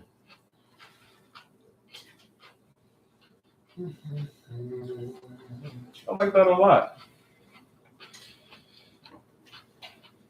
Okay, get that to the grill master. I love the Thank you. Oh, that looks amazing. the bite to the cucumbers itself, and this dressing you made is amazing. It is. Oh. Salad nice and crunchy. Mm-hmm. This is amazing. You should. Okay. You guys got to make this. I can finish it. It's delicious. Okay, Now, I'm going to move out the way because beautiful assistant is making hers. I'm going to tidy up here, and then she's going to give her opinion. What do you think, honey? He's way over there, the grill master. Oh man, this I love this salad dressing on the salad. That is fire. Because is it sticking to the cucumbers. vegetables? Yeah, I'm gonna put some back. Okay, so she's over there trying to clean up all of the gravy. It's a lot, but it's worth all the gravy because that is your Salisbury steak slider. Oh, where's the rest of the salad? Salad's over there. Oh. Yours is way too neat. Okay. Oh, it's not neat. I'm sorry. So Okay, it's way too neat. Okay, we want to see all of the juices. The mess and the glory. Yeah, she got hers looking like a little neat package, y'all. I'm sorry. No vegetables. There's a little bit of vegetables in the middle. You can't hardly see them. Yes, you can. Okay, no, you can't. I ain't talking about that. I'm talking about the vegetables on the slider. Okay, you want me to? Okay, I put some on there. Shoot. Okay, she just got hers looking like a nice little neat package. Shoot, I slapped them on there. Yeah, That's the best slide I ever had in my life. Oh man. yeah. He said it's the best slider he ever had in his life. The gravy, the onions, the mushroom. Yeah. Okay, Shut it off, there. I'll make you Okay, there you go. So this is what I'm talking about. Let me get it closer. The closer I get to you. Tell me what you think. Tell me what you think I'm working with. That right there is what you call a Salisbury steak slider. And for Lolo, yes, you can make it with lamb. Oh, let me put yours down. She's making mine. I may eat hers. What do you? She around here taking. That is good, baby. But you definitely want to have a napkin with this. Yes. Several. Yeah. Yeah. Or you can get prim and proper and just take I'll a use a knife. fork. She's going to use a knife and fork for once in her life. Whatever. Okay. All right. So this is mine. I need a fork. I will get you a fork. Okay. I'm going to do mine. Going to be messy, y'all. So I'm letting y'all know now. Okay. Don't even expect me. All over my mouth, everything. Yeah, it's everything. Okay. So you do yours, and I'll be tasting mine, and All right, and then we'll be talking about it. yeah, tell them what you think. All right. Shoot, you got my burger sliding off the bun. Mine slid off. You want it messy? I'm gonna taste my salad, y'all. Oh, yeah, the salad dressing is fire. Mm-hmm. I love how we all did in unison. That's good. Like I said, I could use the salad By itself. by itself like a little snack. It's very refreshing. Although I know the sandwich is the star of the show. Mm-hmm. The salad's good. Mm-hmm. It's very refreshing, especially on a warm day. Very Okay, savory, note to very y'all: viral cucumber salad, Casey style. sweet. Very good. Okay, so don't cut it, pick it up and bite it. They need to get all the effects. All right. Okay, y'all see this? Look at that. Look at that. What you think? Okay, here's a napkin. Here's a napkin. Here you go. I said, ain't that Slide is delicious, Should baby, love it. but I'm just eating this salad. I can't stop this salad. Okay, well, good. The Salisbury steak slider is absolutely delicious. The gravy is just dripping off. It's so savory, juicy. You have the crisp, and it's like a nice contrast to the flavors of the salad, like kind of tangy sweet. It's absolutely delicious and very light and it's like fulfilling, but it's not overly heavy. Right. But you still feel like you got something really decadent. Right. And see, the thing about it is that's why I paired it with the salad, because, normally Salisbury steak is like, pretty hefty. So I'm going to go all in, y'all. And then I'm going to let y'all go. Let me see if I can get it up. Okay, because she got so much gravy on mine. But I want you to see. I don't want to mess up my computer. But you see, yeah, y'all see all that dripping? Okay, I'm going to do this. Watch.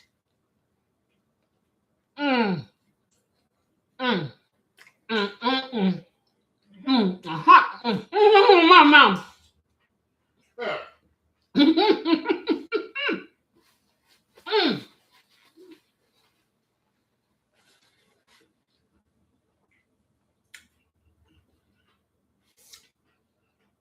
Okay. I have to chew. Oh my God. But I tell you, and that's what I'm saying. You'll know the difference, Miss Huckabee, of just the hamburger and this. This is so, when you bite into it, it's like pillows of softness that encompasses every drop, every flavor of this gravy, which is delicious. And then you get the mushrooms and the onions, and everything is seasoned to perfection. So you get these layers as you bite through it. And then it just explodes in your mouth. Then you take the salad, which is cool and crisp and creamy, and you put it in your mouth, and then you have this explosion of the heat and the savoriness, and then you got this. I'm here to tell you,